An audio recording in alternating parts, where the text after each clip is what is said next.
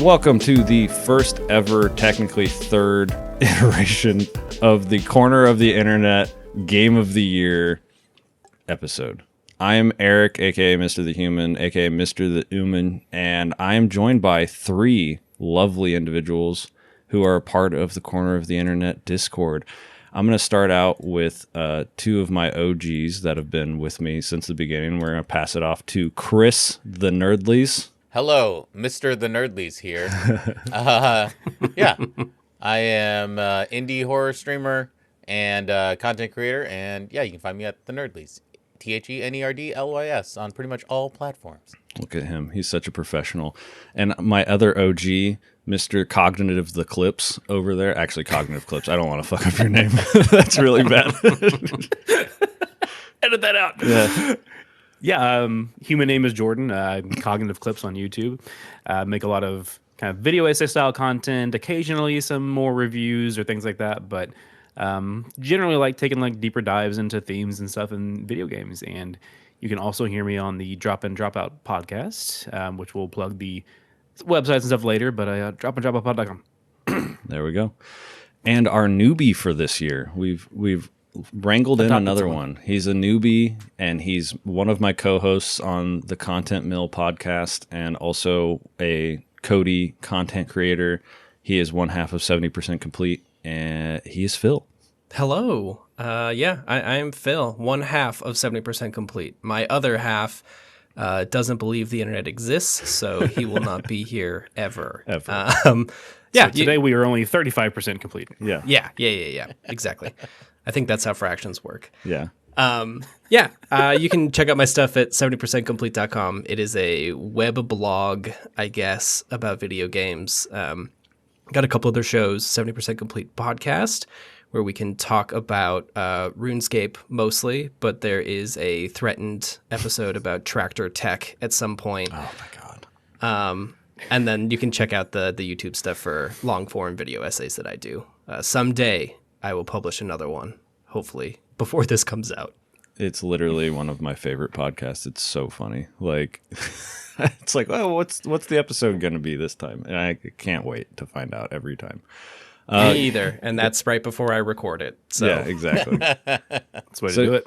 So yeah, that's the panel for this show.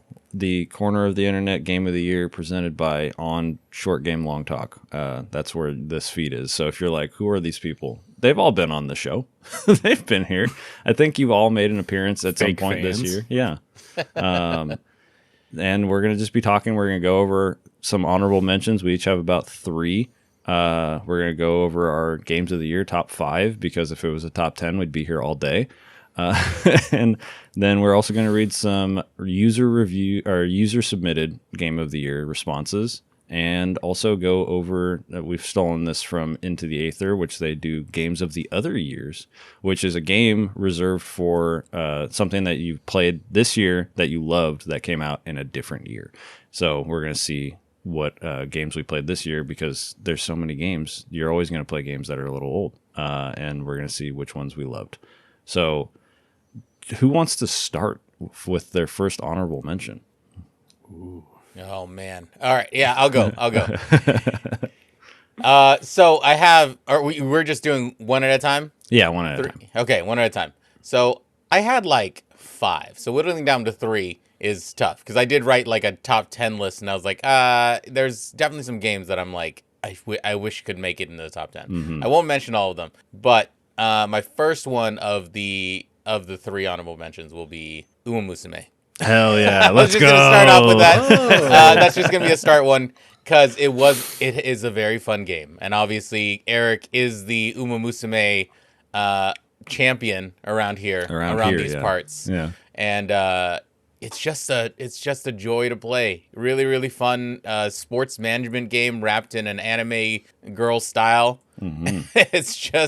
It's just fun. The characters are fun. The world of it is fun. And then you start seeing, I mean, obviously I think Eric will probably talk about it a little bit more at some point, but there's also lore of like the real horses, and you start getting into that. It's just a very fun game. I just didn't think that it would make my top 10, because I am not quite as into the lore as Eric is. Eric is the lore master. I can't help myself, dude. So I can't. I haven't gotten into it that deeply. But every single time I pick it up, I'm like, oh, why aren't I playing this like right now, or going through a career right now, and all that stuff? Because it's just fun.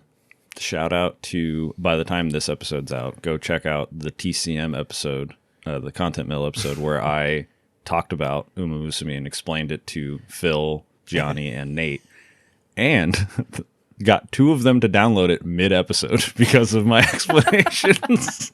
Perfection.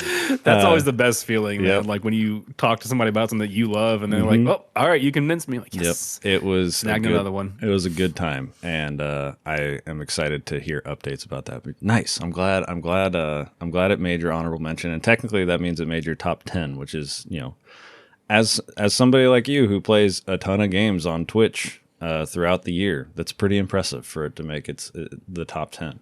Very nice. Well, I'll go next because we went from Uma Musume, so I'll just take take the next one. My first honorable mention is Peak, which honestly I didn't play a ton this year, but every time I did play it, I loved it. And one of the reasons why it made my honorable mention and my top 10 is because I played it like a ton with my wife. It was like the one game she played this year. And it was fun. She was like using my Steam Deck, and I was on my PC, and we were playing with some friends, and like. I think a game like that's just like, she's not really a gamer, and having somebody like who's not a gamer be able to get into this game and play it and be successful and like have fun with friends is like, that's why I hope it wins by the time this is out. I don't know I feel like it should win multiplayer game of the year, because like what better multiplayer game is this than it's like, you can just play with anybody. It's like, what is it called? The friend slop or whatever. But It's like, it's pretty well done. Like, it's made by the Aggro Crab people who made Another Crab's Treasure. It's a super fun, simple game. And like, it's something you can play literally every day if you wanted to, because it's, the map resets all the time. So did any of you guys play Peak? I did not. No, I didn't touch it. I had a ton of fun playing with my community, playing Peak. It's like you said, Friend Slop is obviously very popular over the last couple years, but this one does it so well. The voice chat's really good, the animation's really good, and the kind of meta story of it is also kind of fun too, if you kind of pay attention. But yeah, it's an incredible game. Yeah, I hope it does win multiplayer game of the year, just because it's like, games like this, it's like when Among Us like popped off and stuff like that. It's like these games they have a special juice that I think a lot of other multiplayer games and co-op games try to like get a hold of, but it's just these random ones that pop out and do really well. Right. And I'm like, it's nice to just be able to hop in, and the controls are really simple. I think that's a really important thing, is like there's not much going on control wise, and then it can be as deep or as simple as you want it to be based off of like learning all the different mechanics and stuff. So that's my first honorable mention. Very nice. Who's gone? Me. I guess Okay. I'll go. This is the order, by the way. From now on, it's going to be Chris, me, Jordan, Phil. I like it. Phil goes last because he's adopted last in the weird little family of ours. Yep. It's tricky to know which one to start with. Is like, do you want to actually go with like your number 6, or do you go with like your number 10, or something that's even like number 15? But either way, I was going to start with Lost in Random: The Eternal Die. This was a ton of fun. So I mean, full disclosure, I did get a key from Thunderful, but like, I think it got the short end of the stick just releasing in the same year as Hades 2, because it functions a lot like it, Hades 1 and 2, as far as the roguelike mechanics and like the movement and the combat and stuff. But again, it's putting its own spin on things. I really like the characters and the abilities, and the world design was really cool. Had a lot of fun with it, and it reviewed pretty well too. But I still think it was kind of slept on to a degree, despite the good reviews. And I just want to give it its flowers here with you all. It's going to be one of those times where it's like, people look back and be like, why didn't actually this is a perfect Jordan video, actually. Why didn't people pay attention to like a retrospective on, Lost in Random? Like that's a perfect Cognitive Clips video that will get like tons of views in like 3 years. It's going to be great. Oh yeah, totally. Yeah. I put out a video on it. It's about the kind of like I kind of phrased it as like almost like show don't tell mechanics, where like the more you play it, the more you realize. And again, this is not unique to this game, but I just like how they executed it. Where the more you play it, the more you realize, oh, they were trying to show you like how to beat the level or the area bosses by the mini bosses and the other like just little grunt enemies. Like were kind of, they weren't, hey, listen, look at this attack, pay attention to this attack. But like just more repeated runs, you start to kind of pick up like, oh, this is like mimicking the big boss's attack just at a smaller scale. And I really like how they did that. And yeah, so here if you're listening to this in 2027, go watch that video. It's probably doing really well. Yeah. Oh, no, yeah. that's yeah. I remember you bringing that up, and like I think that show don't tell mechanics they're great, but they're also like you have to be like a gamer really to like appreciate them, right? Because like you take in that knowledge, that other knowledge of like other games you've played and stuff, but then obviously when you are a gamer and like you have all this back knowledge that you're taking, like yeah, those games are so satisfying because you're like finally somebody's just like letting me learn. Like this is good. Yes. Yeah, I love that. That's awesome. Yeah, that is tough for those games that like are kind of like Hades, or I'm sure there was some Metroidvanias that got absolutely eclipsed this year because of one Silk Song. Why? Yeah, I have no idea. No idea. No. All right, Phil, what do you got? This is the worst part of recording a Game of the Year podcast, because up until this point, my list could be anything. Like I could have moved it around. Any one of these honorable mentions could go into the GOTY slot. Unfortunately, not to be the case. My first honorable mention is, oh boy, it is Artiste Impact. Artiste Impact. That rings a bell. Okay. It is a pixel art JRPG game that has kind of like the side-by-side like attack menu stuff that you see from like a older Final Fantasy. But the pixel art in this game is incredible. And the cutscene design of it is like very manga inspired. Ooh. And it is just like a delightful experience of you having a good old time with your robot, kind of like getting your powers and seeing the world expand around you. And it is like gorgeous. Like everything about this game is beautiful. The reason it is on the honorable mention is I only put like an hour into it. I need to like get back to it soon. This is on the list of, I bought a Steam Deck on Black Friday. This is like probably slot number 2 or 3 on the deck of game that I will be playing on a commute for a while now. Cannot speak highly enough of that first hour. And from what I've seen in reviews and stuff, it continues to go. But it is such a cool game. It was real fun. It looks insane. Like I believe I bought this because you mentioned it a while ago, and I looked at the trailer and I was like, I'm just gonna buy this and I'll play it at some point. And I still haven't picked it up, but it's nuts. The screenshot of just the combat like looks insane. Like it's just pixel art on a 2D plane. Like it's nothing crazy, but like the stylistic choices they made look so good. Like wow. And moving around the world is really cool. Like it has kind of the like double height pixel art where it's not like top down in a Pokemon style way, but like the double height. But every time you open a door, there's like an inset of you, like a cutscene inset of you opening the door, and then it like moves. And it's like a really kinetic art style. It's neat. I love how this thing looks and how it moves. The music is really good too. It's funny, which is like it's a end of the world kind of story, because of course it is, but it has a really good sense of humor. It looks like it's got like all different kinds of vibes. Chris, how does it feel knowing that your like niche like random games are being challenged now? You're not the only one showing up with games we've never heard of. I'm happy for it, to be honest with you. So I don't sound so crazy when people are like Game of the Year, AAA, blah blah, and I'm like, I really like Wormtown. Yeah. If you rearrange the nerdlies, it actually spells Phil. Yeah. It does. That's yeah. true. Don't look it up. This is the first time we've appeared in the same room, and that's on purpose. Hell yeah.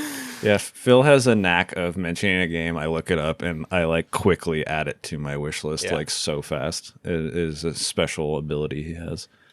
That sounds awesome. I'll probably play that alongside you. I have a Steam Deck, and it does seem like a perfect game for a Steam Yeah. Deck. Yeah. That's great. And hopefully it's a little shorter too. I think it is. I think it's around the like 20-ish hour mark. So. Okay, that's doable. That's doable. Okay, awesome.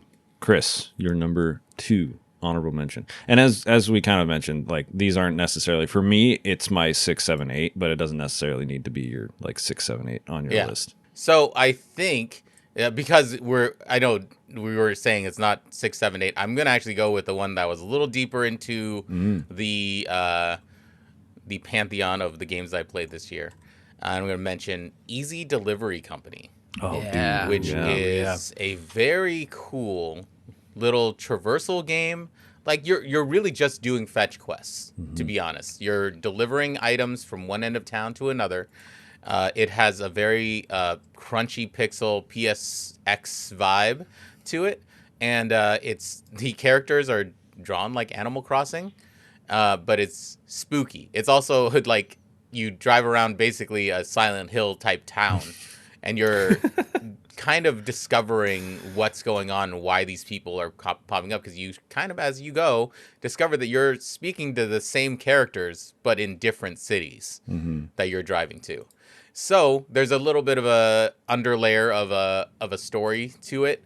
I only don't put this in my top 5. I mean, there was a stacked top 5 this year, but I haven't finished this game. I think I'm about halfway through it. So I don't know what the ending is yet, but I did very much enjoy it. It has really nice lo-fi music vibes, and the driving is really fun. You have a little K-truck that you're driving around. It's a beautifully made little game. I just haven't finished it yet, so I can't say that I couldn't put it in my top 5 without finishing the game. Yeah, I caught your first stream of this, and I was like, I can't watch another stream of this. I will play this eventually. Like it looks so fun, and yeah, that vibe of like you have like a bit of an Eldritch Horror, Silent Hill bit, and then on top of that, like Amazon Bad. Great, love it. I was like, this is good stuff. I was very like, yeah, the creepy people are the ones that are just trying to give you like actual like products instead of like having to rely on the easy delivery company that you work for. I was like, oh, this is great. And also seeing Chris like hit a patch of snow and flip off of a cliff. It's pretty fun. It's pretty fun. And like he's just driving around with a palm tree in the back of the truck for like you're in the middle of like the Arctic and there's a palm tree for whatever. Obviously. It's so funny. Yeah, that game looked great. Yeah, this is awesome. Yeah. The first person driving in a game like this is it seems like it is chaotic. Yeah, I love that the PlayStation 1 and 64 graphics are now the retro graphics, because I think it allows for such a like use of the space, and I think it allows for like you can make it look like a old school game, but then do things that were not possible back then, which is so fun. Like to mess around with that space. And one of the games that's in that style, Crow Country, is like high on my list of like a game I need to play, and I'll probably end up streaming that because like there's something like I missed that era a bit, because I think I've mentioned on multiple podcasts like I didn't really get into gaming until the Dreamcast, which the Dreamcast, to be fair, was like honestly like late stage Xbox graphics wise, like so I kind of like skipped over the really low polygon stuff, like the the Final Fantasy 7s and things like that. So I'm excited to get into that, and this is definitely one of those games. That's kind of how I feel about like the HD 2D, where it's like technically these are still pixels, but my golly, how pretty it is. And like again, like they're using lighting effects and depth of field and stuff that wasn't quite possible on like the SNES and things like that. But still paying homage to it in a way. So yeah, I love that kind of like blending of eras almost for these styles that they're starting to do now. So proud of him for not bringing up Sea of Stars while talking about pixel graphics. Sea of Stars, you baited him, got him. Got him. Okay, so for my next honorable mention. Honestly, the only reason this is an honorable mention is because it's not finished, and that is Ambrosia Sky. Because that I streamed this game. I streamed it it was like 4 hours or so, and it's basically what if Power Wash Simulator but Eldritch Space Horror? And boy, I was like, I went into it. It's literally called Ambrosia Sky Act 1, and Phil put me onto this game, and I was like, okay, yeah, I'll play it. I'm not even going to consider it for this year. I'm not even going to worry because it's an Act 1. So like once it's all done, then I'll consider it as a whole game, and I still might for next year if it finishes next year. But the lore reveals in the last like 25% of the game blew my mind to the point where I was like, no, I have to talk about this year because oh my god, Eldritch Horror in space, where you're like a community surviving off of a long dead space leviathan is like crazy, and I was like, it's so sick. Phil, I know you've played this. Cog, have you played it as well? Yeah, I think I played it just before you started. Okay. Like, yeah. Oh man, I did enjoy it. I'm not as high on it as you are, but I'm still curious enough to like hopefully check out Act 2 whenever that drops next year. Because it still has some pretty interesting stuff that they're starting to reveal. But again, it was a very strange situation where, Phil, correct me if I'm wrong, it was like within 48 hours of release, they were like, "This is Ambrosia Sky, Act 1.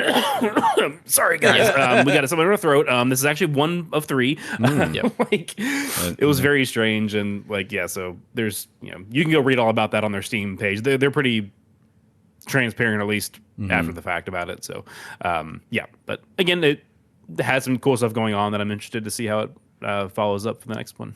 yeah, Yeah. I'm pretty sure this game will be on my list next year. yeah. I had a really good time with Act 1. It was just nudged out of honorable mentions for me, but I can't wait to see where they go with the rest of it, because it could be the personal stuff they do in there about like you coming back to this place you've been missing from for 15 years, and seeing all the people you used to know being dead or having to deal with, the fallout of eating the Leviathan organ. It's cool. Like, it's a really cool setup, and I'm really excited to see where they go with it, because the ending sets it up. The ending of Act 1 sets it up for some pretty big revelations about what's been going on since you've been gone. Yeah, it definitely feels like the 4 hours of gameplay in Act 1 definitely feel like a proof of concept, and like very simple. Like, there was nothing really challenging, and I'm like, okay, like I feel like Act 2 and 3 will definitely get more like involved when it comes to like what you're gonna have to do, and it's gonna become more harrowing and more epic and things like that. But Chris, you should stream this game if you haven't played it yet, because I haven't played it yet. It'd be a good one. The concept reminds me of a demo that I played for The Lift. Because The Lift is also kind of a cleaning, maintenance, and that sort of sim, but there's a different story to like the station that you're at, and trying to repower it up and seeing what happened at this station that you're cleaning up. That sounds cool too.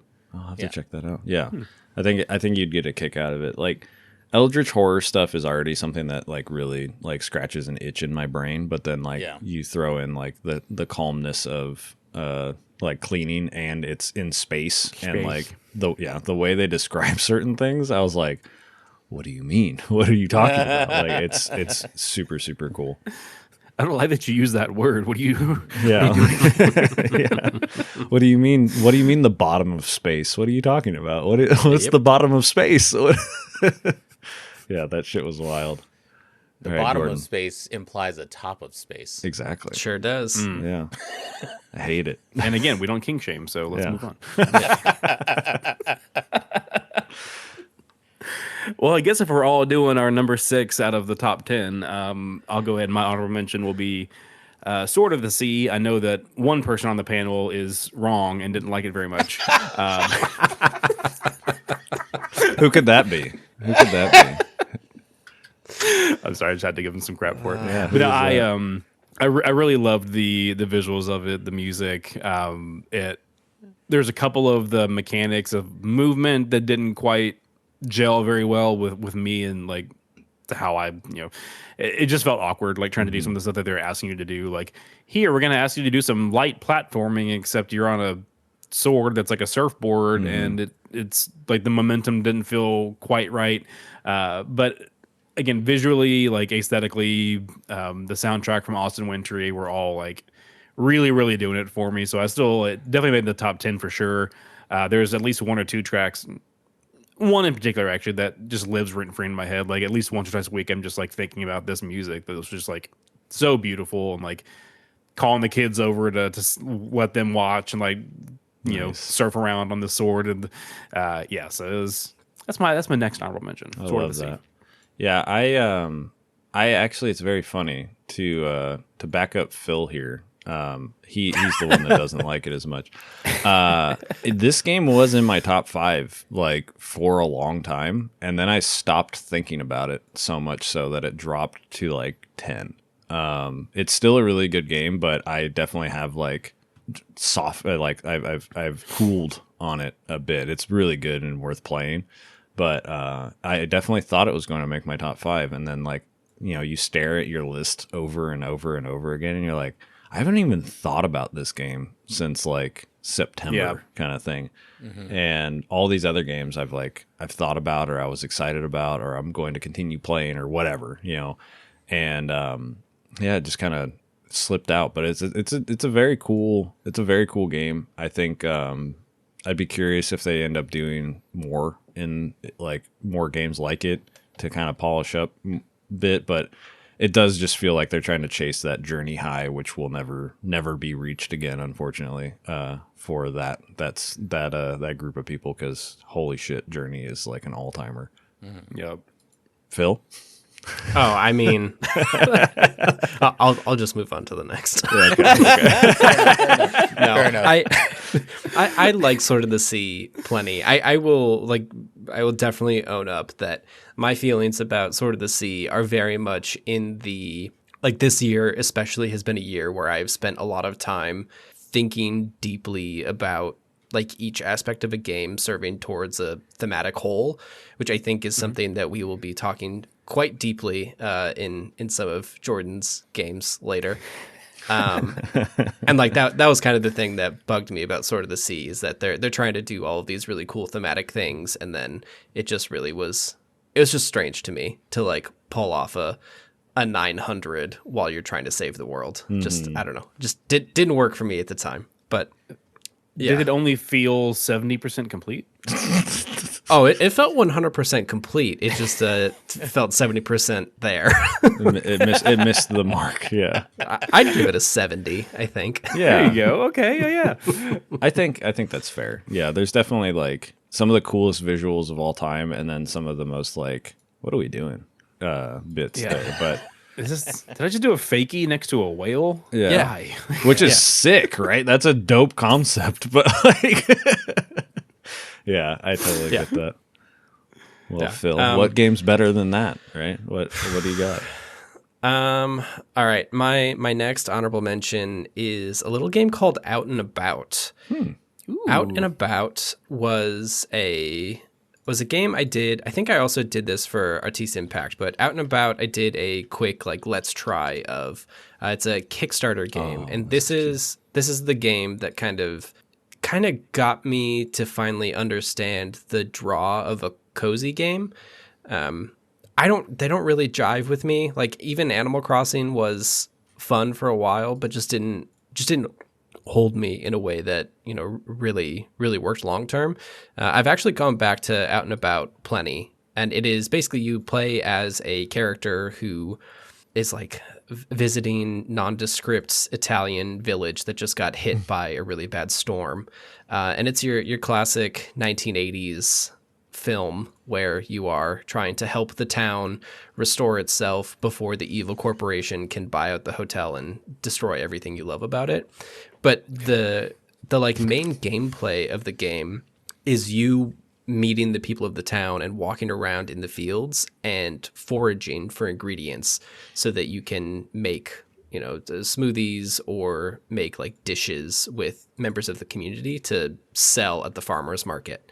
And then that's kind of like your moonlighter thing where you spend some of the days going out, getting stuff in the fields, and then you come back and then you make stuff and sell it. And you have to like do a little bit of a matchmaking thing of like this person wants spicy food and they want, this other stuff. The thing that is like truly like wowed me with this game though is that it's so good at what it's trying to do, the foraging, that every time you open the game, they have to give you a warning that says, we tried our best to make all the plants that you can forage in the world, all the mushrooms, all of that stuff, as realistic to identify as possible, like in the plant cards. But please God, get a real field guide. Like do not trust our like ability to draw like a king oyster mushroom. That's so funny. That's really funny. I fired it up for like 10, 15 minutes, and I remember seeing that. I was like, oh, okay. Yeah. There's a demo out. I don't just feel looked- safe. I need a grown up. Yeah, I But just saw the- it's good. Like it is one of those cool things where I will like remember like, oh yes, the yarrow plant. I know what yarrow looks like now. Like I can identify that out in the wild. That's really cool. It's neat. It's really well done. It has the thing that Eric kind of makes fun of me for now, but I do. you can pick up trash in this game and then you can recycle it, which is fun. Hell yeah. He loves It's the just he loves a- the environmental save the world games, and Yes. I appreciate that about him. Yeah. No, this is one of those games that finally makes the community aspect of something like Stardew Valley really work for me because I'm not really into the cozy game for the dating sim aspect of it. I'm here for the community. Like let me come here and make this place better and feel like I'm part of it instead of go to my farm on the outskirts and then mostly come to town to sell things off. It's cool. It's really well done. And as a Kickstarter game, it blows my mind that this Yeah. is just something people crowdfunded. Yeah, it looks great. Like the stylistic graphics, the art, like the portraits and stuff are really, really good. And it's in early access. There's a demo out right now, so like go play it. Like that sounds it's great. so good. I'll probably do that. Yeah. It seems cute. Yeah, I have 6 hours in this game. Holy shit. That is not a small amount of time. Yeah, that's good. No, it's good. That's going to be a good Steam Deck game too. Oh yeah. Yeah. Ooh, yeah, for sure. Sounds like it. Yeah. Very nice. Phil bringing 2 games I've never heard of. I love it. All right. Stay tuned, folks. Yeah. There's Chris, at least 5 more. there's at least 5. Yeah. Chris, your final honorable mention. All right. My final honorable mention is a game that I had in my top 5 for pretty much all year, almost since it came out until about 2 weeks ago when I played a game that just popped into my top 5. And that's going to be Blueprints. Whoa. It just missed the top 5. And I know me and you talked about this game. I'm sure it's going to pop up later, I would assume. But it is an incredible puzzle game. I know 2 people don't agree, or 1 person doesn't agree. But the puzzle game was very satisfying. I liked finding the lore. I wrote a lot of notes. I actually dedicated a whole notebook to this game. I do think the only place it falls short is that, to me, is that the story didn't stick with me. So the puzzle stuck with me. The mechanics of it were really, really fun. The gamifying of it was really interesting. I hadn't seen one like that before, where you're kind of playing a board game, but you're also discovering story about things. It just hadn't happened for me in a lot of games like this. And the roguelike worked for me personally. But I can see, like, I when I thought back about the game compared to the other ones that are in my top 5, the story just didn't jump out to me, and story is very important.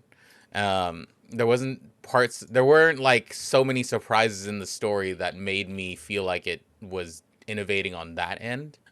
So it dropped out of my top 5, but it was, to me, very worthy of a top 5 and of the accolades that it gets, but it just didn't make my top 5. Yeah.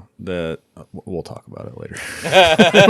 I was like, do you want me to chime in now or wait Yeah, till later? No, we'll wait till later. We'll wait till later. Yeah, Phil, you can zip your lip for a little bit. That's fine. That's fine. That's fine. This is why Phil's on I'm not here. going to go scorched earth on anybody. Don't worry. Yeah.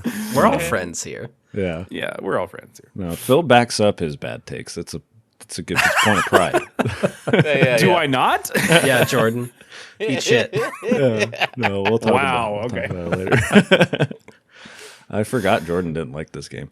If I'm being honest, Phil is the not Blueprints fan that I knew of. The one thing that I do want to shout out, since this is on Chris's conversation was that he had a community member that like play tested this, which was really cool. Yeah. Yeah. Oh, yeah. So like cool. it was like I hopped into his stream. Who was it again? Do you remember? Nauseam. Nauseam. That's right. Yeah. Yeah. She was like so much further into the game, obviously, and I'd put however many hours into it, and I was like, it looked like a completely fucking different game. I was like, this is wild. I was like, anybody that does stuff like that is like any game like that is very cool to me. So I was excited to get deeper into that, but we'll talk about it more later, I'm sure. The good and the bad.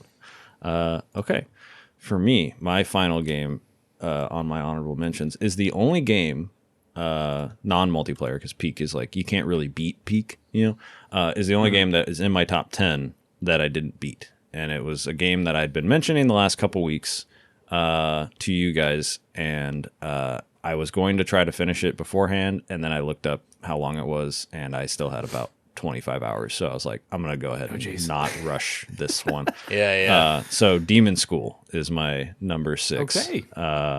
I adore this game. Every time I play it, I'm like so sucked into the world, and it's a perfect Steam Deck game. It's basically what if Persona, but tactical and like quick tactical battles. Like it is literally like it feels like somebody made a tactical game for the DS, and it's like you have to be done with your battles in like under 5 minutes. And you're basically just in a world of you play as I forget the main character's name off the top of my head, but you play as a college student who's been trained her whole life by her grandfather to be a demon hunter, but there's been no demons for 100 years. But in 1999, during Y2K, that's when the demons are happening. That's when they're coming. So she goes to a school on an island, and she starts talking to people about demons, and people are like, what the fuck are you talking about? And then all of a sudden people start disappearing, and you are the only one there that can help. And you have a weird power that allows you to activate the powers of other people with demon hunter like lineages. So like all of a sudden people just know how to fight or use their tools. Like there's a guy who's a monk, but he was raised by monks, who's a pacifist, so he's only a healer and he can't do damage. There's a photographer who stuns people with their camera, and they know how to fight demons. All of a sudden they're like, how the fuck do I know how to do this? And the game is very funny. It definitely like has millennial humor, which I think can be good and bad, and I think it's done in a way, especially because it's like literally 1999. It's done in a way that like makes sense, and it's not just like, oh, this is what millennials think is funny, but it's set in like our time or the past. It's like it's era appropriate, and it's just a beautiful game too. The art style, like it's hard to describe. Like it's pixel art, but it has like 3D environments as well. And it's all isometric, and yeah, it's a really cool game, and I'm excited to see where it goes. I've unlocked 5 party members so far, and you also have like the social element, like Persona or Metaphor or what have you. But what's nice is you can do everything in a single day. You're not like, oh, you do this is going to take up your afternoon. You can just do everything, which is like honestly how it should be in the future moving forward. Because holy shit, there's technically a calendar system. But the calendar system isn't really like oh man, you're like paying attention to it. It's like you have every week you have a new goal to hit, and you have morning, midday, and evening, and every day has like 3 to 5 battles. Each battle is on like a 9 by like 5 or 6 grid, and you have your different movements, and it has like one of the coolest battle mechanics, which is like you choose what each character does, and then you hit action, and everybody does their shit all at once, and it looks so sick. Ooh. And it has what every tactics game should have, which is a rewind button, and you can do it as many times as you want. So you can just keep doing things over and over again until you hit like the 3 stars that you need, which is like, no, don't lose anybody, beat all the demons in time, and do it under a certain amount of turns. And it's like so addicting to like try to find that like perfect line. So I'm excited to see where it goes. And I think if this game would have came out when it was supposed to, which was the same day that Silk Song came out, I probably would have beaten it in time. But they literally posted a meme the day Silk Song was announced on their day of release. They posted a meme of like the Pepe meme like falling over and then like a shadow of Hornet and being like, "We're sorry, we're moving the date." That's really funny. And so yeah, I highly recommend this. And like if I would have had some more time, I think it would have at least cracked top 5. Nice. My next one, I can't honestly remember. I'm pretty sure it was never actually in my top 5, so it wasn't like a situation where it just got beat out by a couple other ones as the year went on. But it's a game that I think did a lot of things well. It's one of those, 7.5s that you still kind of adore and have a really soft spot for situations, and that's going to be Eternal Strands.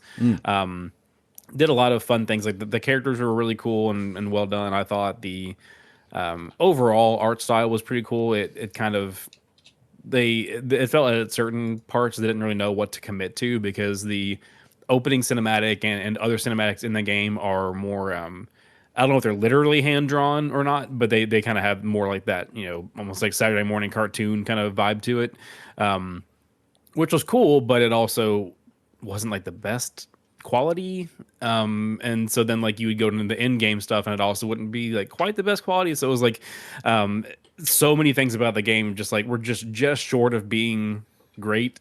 But it was still an overall really good experience, and it definitely has an extra soft space in my heart because there was a really incredibly well done like mental health sub story that goes on in the game for one of the side characters that was like incredibly touching, extremely well done.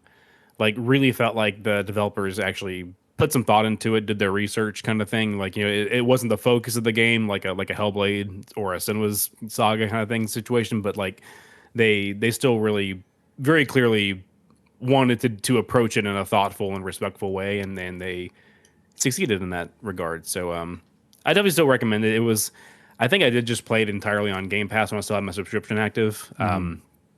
So if you have that, go for it. I'm pretty sure though it's Yellow Giant. Is that their name? Let's see. Yellow something. It's like a one of those Yellow Brick that we've seen. Thank you, Yellow Brick. Yeah, it's another one of those teams that we've seen several times this year where they're like made up of former devs from other studios that have come together, and this is like their first release. And so it's like it's not a full price game either. So even if it's 40. not on sale, even if you don't have a subscription, it's like $40 I think. Yeah. So Very I'll cool. check it out. Yeah, it looks. I was looking at just like the what would be the cover art, right? I was like, yeah, this looks like a Jordan-esque game. Like that whole aesthetic is like so, like that's your fantasy style, like for sure. So cod-coded. Yeah. And I love the way that they it was one of like 16 games this year that used weaving as a metaphor for using magic in the world. I don't know why this was the year for that, but here we are. Baldur's Gate, But probably. I really like the what's that? Baldur's Gate probably, because Gale talks about the weave constantly in that game. Oh, okay. Yeah, like that's what the magic in that is too. Is this the portal into the sky thing of video gaming right now? Yeah, yeah. Oh, weaving. Must be. Yeah. I mean, The maybe. blue beam. The blue beam in the sky? Yeah. Not Exactly. again. It yeah, they did really cool world building with it though. Like almost like all the terms that they would use, and like even like you maybe didn't see it play out exactly. Like maybe it would fade to black when it happened, but like all the stuff that they would talk about would talk about strands and weaving the strands into this and whatever. Like they built really cool lore out of it, I thought too. So that was another plus for me. Yeah, it looks Yeah, neat. it also had a really cool elemental system, if I remember right. I played like an hour or two of this, but I remember there was like fire element stuff that was going on in the world, and you would like hit people with ice magic and it would build up, and they all interplayed, right? Yeah.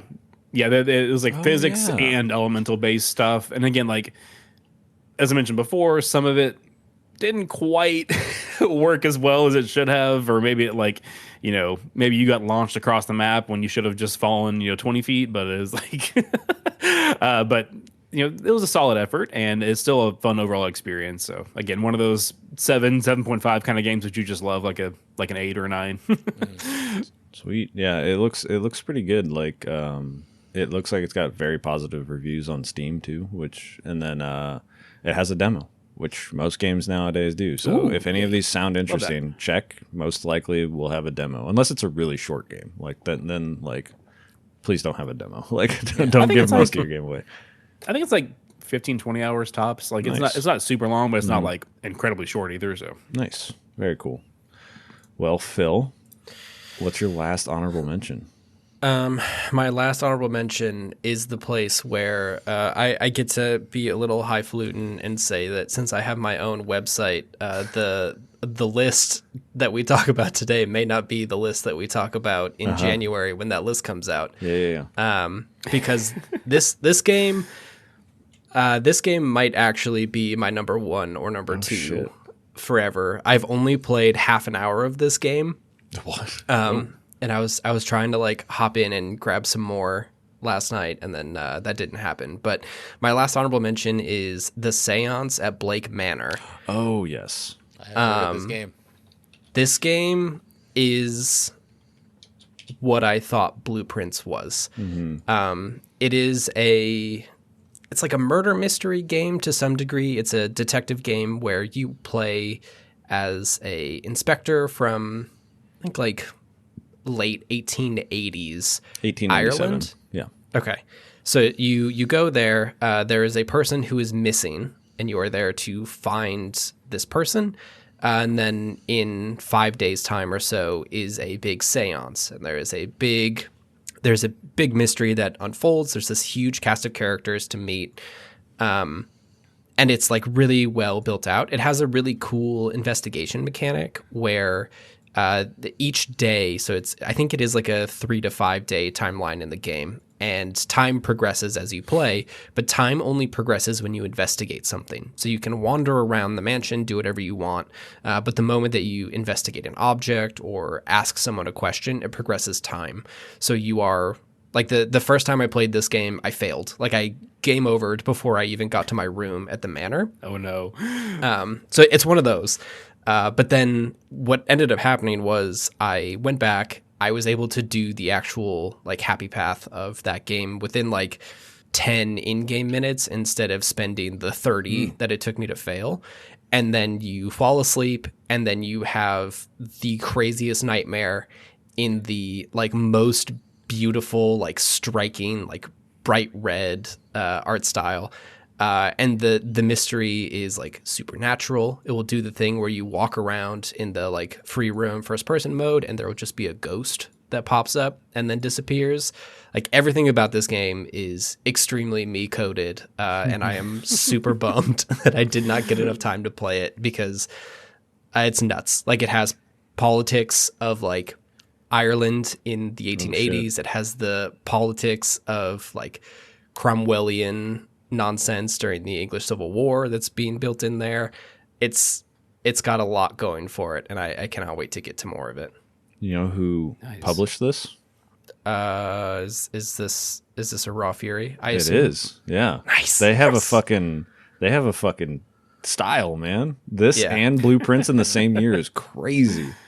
that is. Yeah, I definitely. I have to give a quick shout out. My friend Weston over at Big Nerd Gaming, he just posted Seance of Blake Manor, like the devs or whoever, they put up one of their accolade type of things, and they used his review score on the thing. Oh, hell yeah. Which is really cool. And he and I are gonna be chatting some games here in a couple weeks as well. But just shout out Weston. Congratulations on that. But I've heard a lot of good things about this. I have to check it out myself at some point. I don't know. Yeah, I'm gonna. There's a demo. Yeah, check out the demo. Yeah, literally, like, Okay. like literally, there's a demo. Like, that's what's so cool. I love this like new era that we've been in the last like I think it's been going on for about 3 years, but it's like really in the last year and a half. I feel like everything they're really starting to take advantage of those Steam Next Fest, and then being like, we'll just leave the demo out there. Like, Yes, I love it. it is really really cool. Yeah, man, this looks really cool, and like I love that it's like a cut and dry story, right? Like, Yep. Chris mentioned Blueprints having like the story not really gripping, and like, yeah, I totally get that. And I've heard the story of Blueprints gets insane and really cool, but like also you have to play it for 200 hours to get there. Which I wasn't really there for that anyways. But like I said, we'll talk about that later. I'm gonna probably stream this now. This seems awesome. I don't know. It's longer than you think. I'm seeing that it's like 15 hours plus. Oh, that's fine. Yeah, it's like 20 hours or less. I can stream it and feel like okay about that kind of thing. Yeah. It's cool. It's got this unfortunately will not come up because it didn't make my honorable mentions, but it has the Sherlock Holmes thing. There's a good Sherlock game that came out this year that I just have not had the chance to play yet. But it has the thing where like you inspect a person and it lets you like zoom your little magnifying glass over them and be like, oh yes, they're grumpy. Ask them about that. They have a crack in their glasses. Ask them about that. They have their hand on their pocket watch. What does that mean? So it's got some good stuff. One of the few mechanics in Expelled that I actually liked. Yeah, that style of like zooming in and stuff. That is cool. Yeah.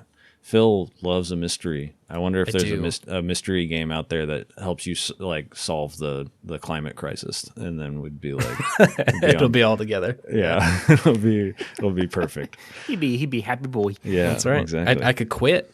Yeah, that's it. That's the game I'm gonna play for the rest of my life. Well, I'll be curious, like, yeah, where this, if you're like actual, full 2025 game of the year. Because we do this, it's been an hour of recording now, but I should have mentioned this at the top. We do this based off of the Game of the Year, like Game Awards cutoff, which is around November. So that's when we do this. But honestly, probably next year I'll just push this to January and we'll just have the full 2025. Just because next year we'll probably have another 4 fucking people on this show, and I think doing this after the holidays would probably be smart. Yeah. For scheduling purposes. Because of that, Eric actually has a sniper trained on me that if I say a certain set of words, I will no longer be here. So if I'm keeping my mouth shut. You have to wait till next year to see what game that was. Yeah. If you hear a disconnect on the Discord, then that's that Jordan got. Don't worry about it, okay? Yeah. Just keep listening. Just keep listening. Don't worry. Okay, so that's all of our honorable mentions. Very cool. No overlap of honorable mentions, so that bodes well for our game of the year. Do we want to move on, or do we want to discuss anything else before we get our fifth best game of the year going on? I think I'm ready. Okay. I'll mention that.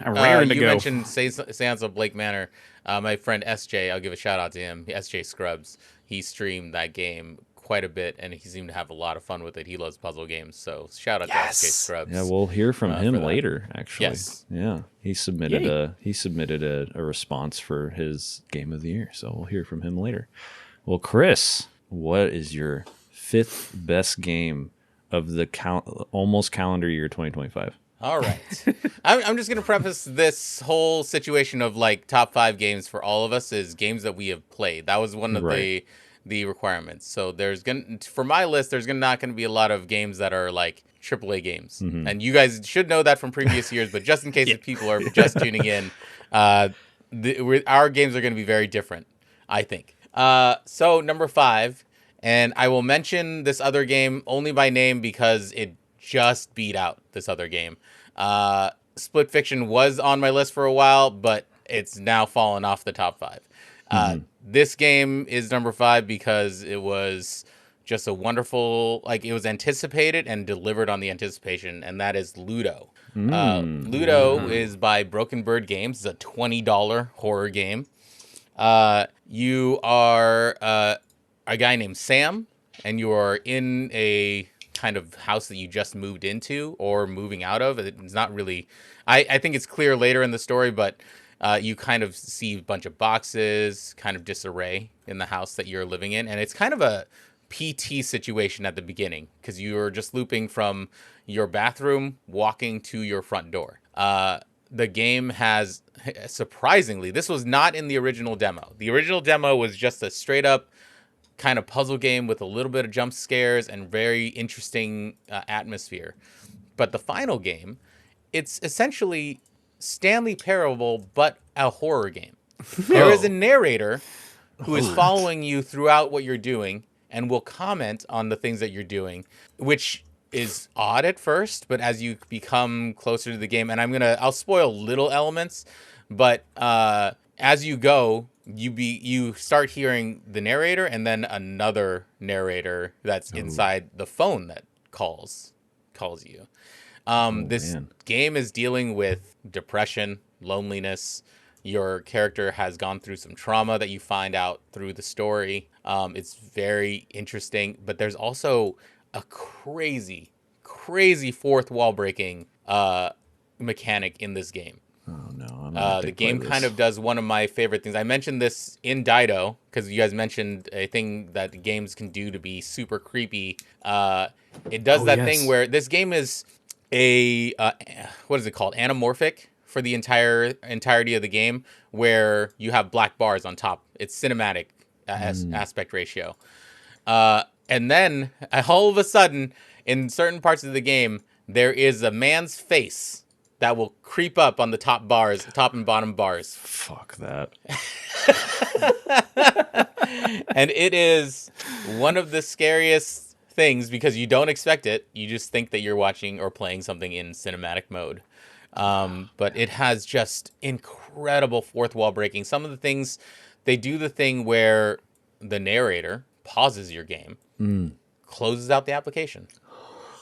Oh no. So you have to go back in and restart the situation, and you move forward that way. I only put it at number 5. I would have gone higher, but I did have a pretty bad bug in the game where I ended up having where I couldn't finish a puzzle, but then I finished a different puzzle and I skipped part of the story. Dang. Kind of in the first third of the game.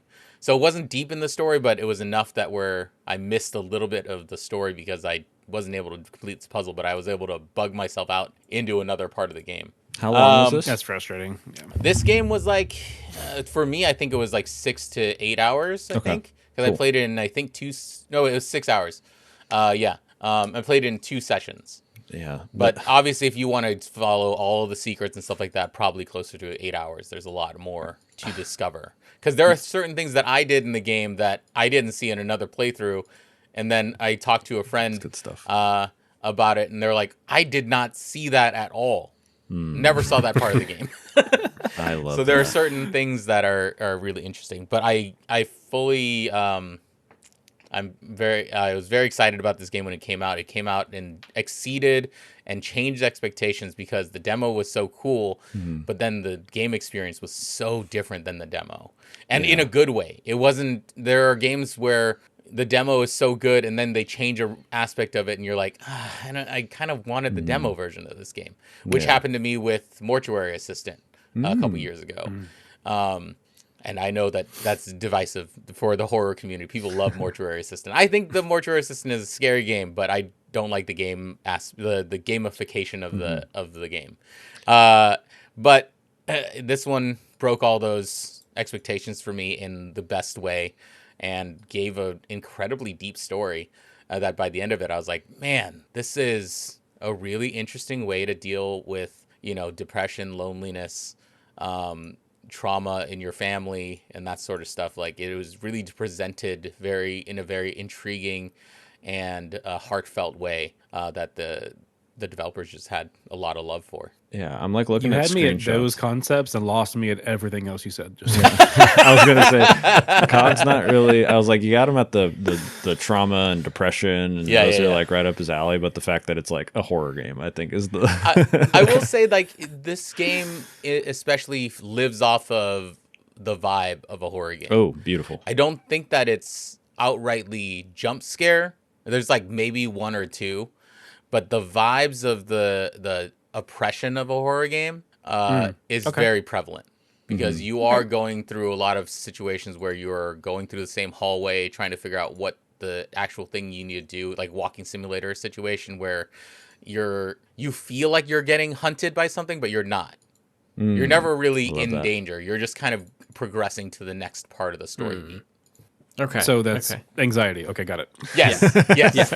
Yeah. Literally, you I look got at, that too. We're good. like looking at this game, I'm like, God, it's beautiful, which makes it so much scarier because I'm Exactly. like, this looks Right. like Yep. photography that I'm looking at right now, and I'm like, oh fuck, that's so scary. That was the thing when I think I saw you were playing this, Chris, and then Gianni also mentioned Yes. playing it, and both you guys are super high on it. And then I loaded up the Steam page. It's like, no, this is too realistic. This is gonna absolutely scare the shit out of me. Yeah, that's my thoughts as well. But it's on my wish more list. like more like Phil Bolton. Am I right? Damn straight. Yeah. No, that looks great. I feel like eventually I'm just gonna end up becoming like Uma Musume and horror game streaming, and that's like it. Because like these games, I'm like the only way I'll play these is for other people for their Right. own enjoyment to see me like scared as fuck. And so like yeah, just throw it on Twitch and we'll see how it goes. But yeah, They need to like combine it, man. Like have like little horror girl racing. You know what I mean? Like just boo! I liked it. I gave you that one for free. You didn't have to pay for that booing. That was pretty good. Yeah, this looks great, Chris. Way to start us off. That's a great one. Okay, for my number 5. My number 5 is a game that I thought was going to be much higher when I played the demo for it in June, but still made the top 5, which is pretty impressive. So my number 5 is Dispatch. Dispatch was the rebirth of the Telltale vibes of games, and it's you play as a dispatcher for a superhero organization that sends people to go solve problems, and you have to manage them. And honestly, the dispatching is super, super fun, and I hope they do just like a side thing where it's just endless, do it as long as you can kind of thing. And the story's pretty good. I enjoyed the story to its extent. I did have a bug that is maybe another reason why it fell to top 5, like 5 and not a little higher, because I did everything right and got a bad ending. And I looked it up and I was like, what could I have done differently? And everyone's like, oh no, you just need to do this, this, and this. And I literally loaded up episode 5 out of 8 to look at like where I was progress wise. And I was like, I did everything right. And so I had to like do that thing where I was like, I'm not going to play through everything again.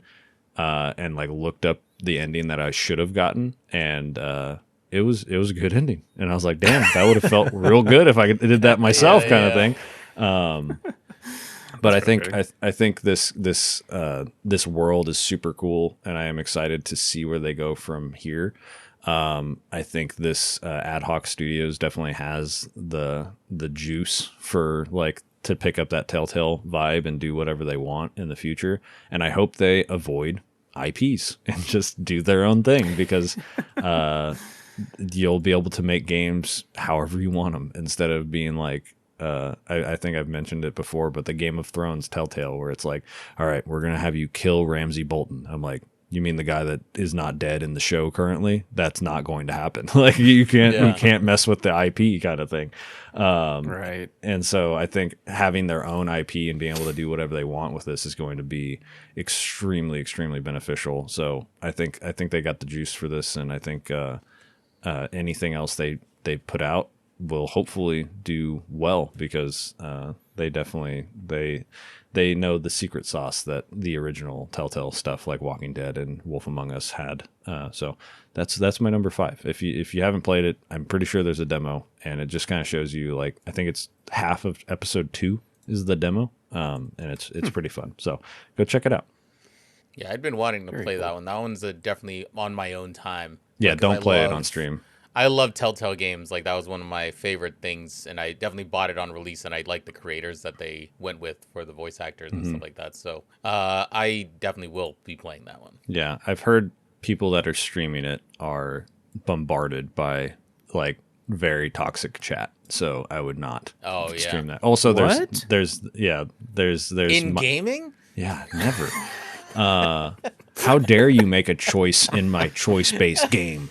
What? Yeah, but also there's needle drops and stuff like that you'd have to turn off. So I would definitely recommend that's just playing it on yourself, like on your own time, because you can take your time and do whatever. It'll be a good time.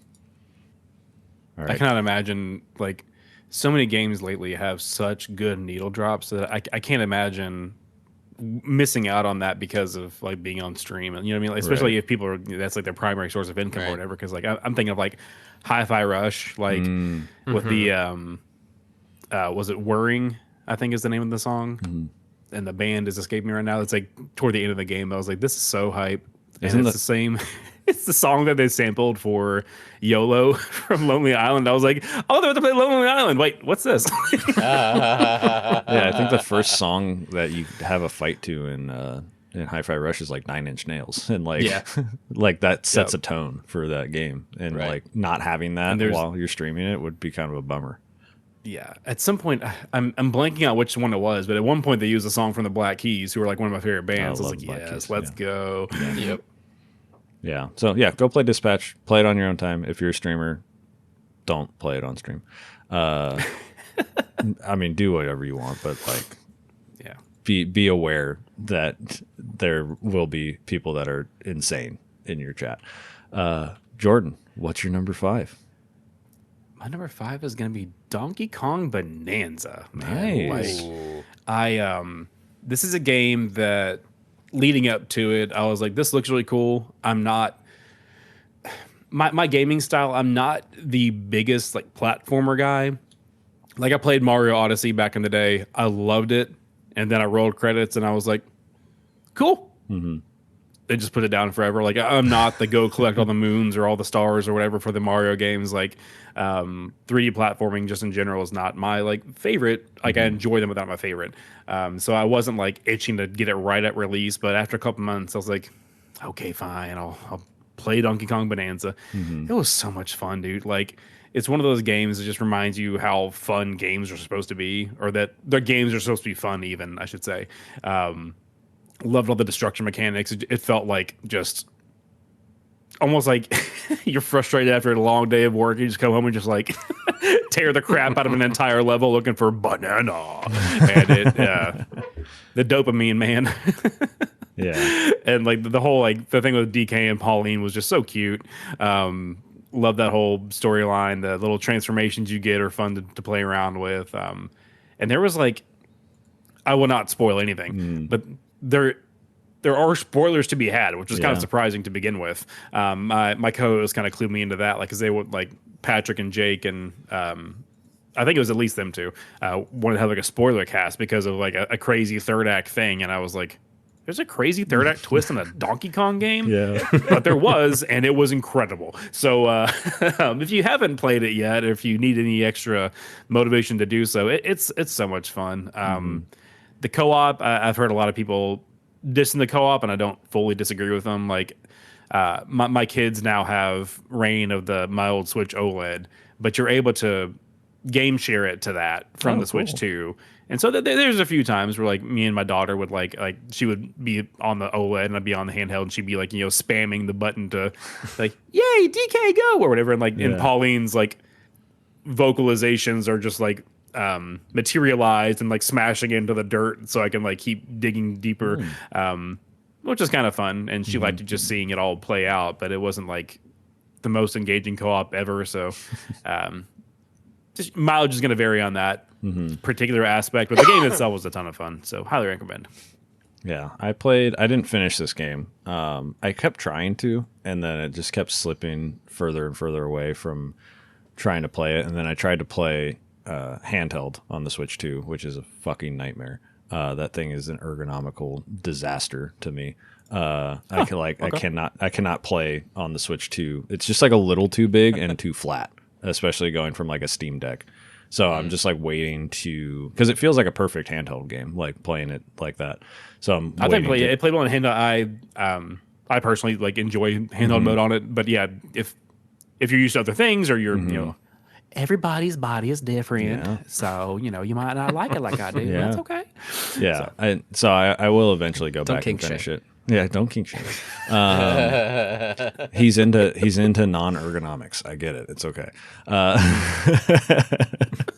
But I will eventually when I get I want to get like a travel case / grip for the Switch 2, and then I will probably absolutely devour the rest of that game. Because I also the Dido episode, the fact that they did a spoiler cast, and I was like, the fuck? Like, what do you mean there's a spoiler episode about Donkey Kong Bonanza?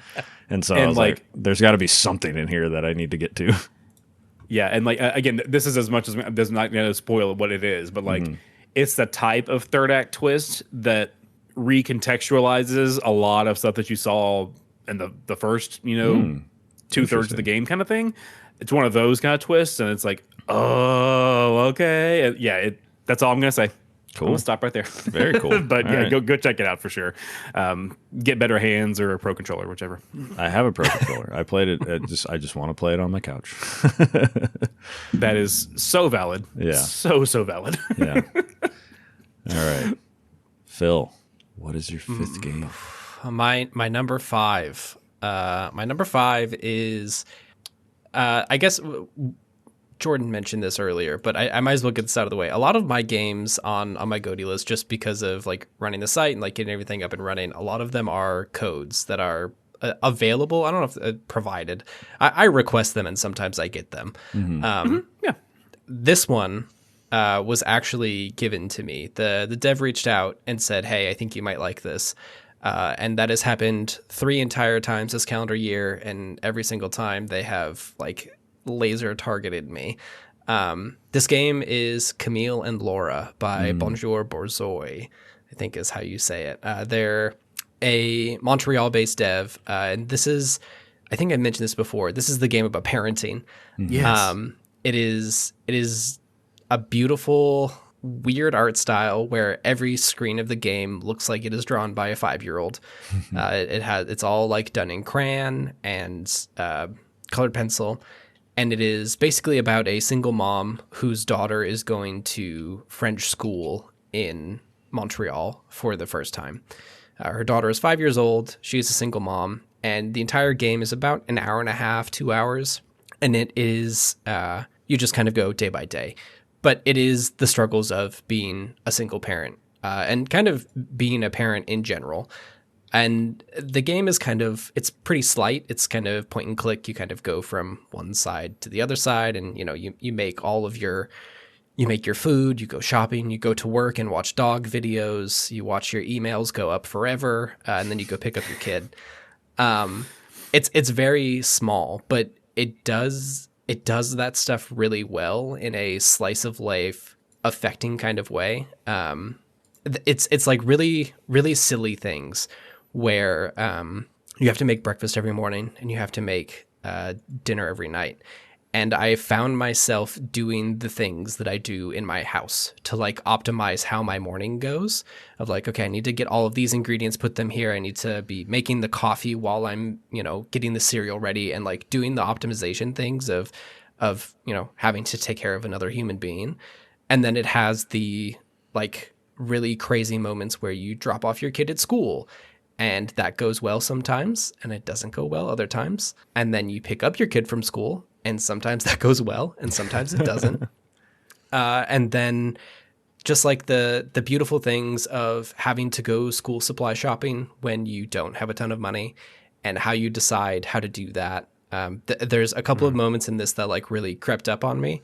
The first one was getting... Like you have to get food and you have to get school supplies. So sometimes you got to get the 8-pack of colored pencils and you can't, go for the 16. And literally 2 days later in game, it comes up of like, oh, I noticed that, you only got this small one. Is everything okay?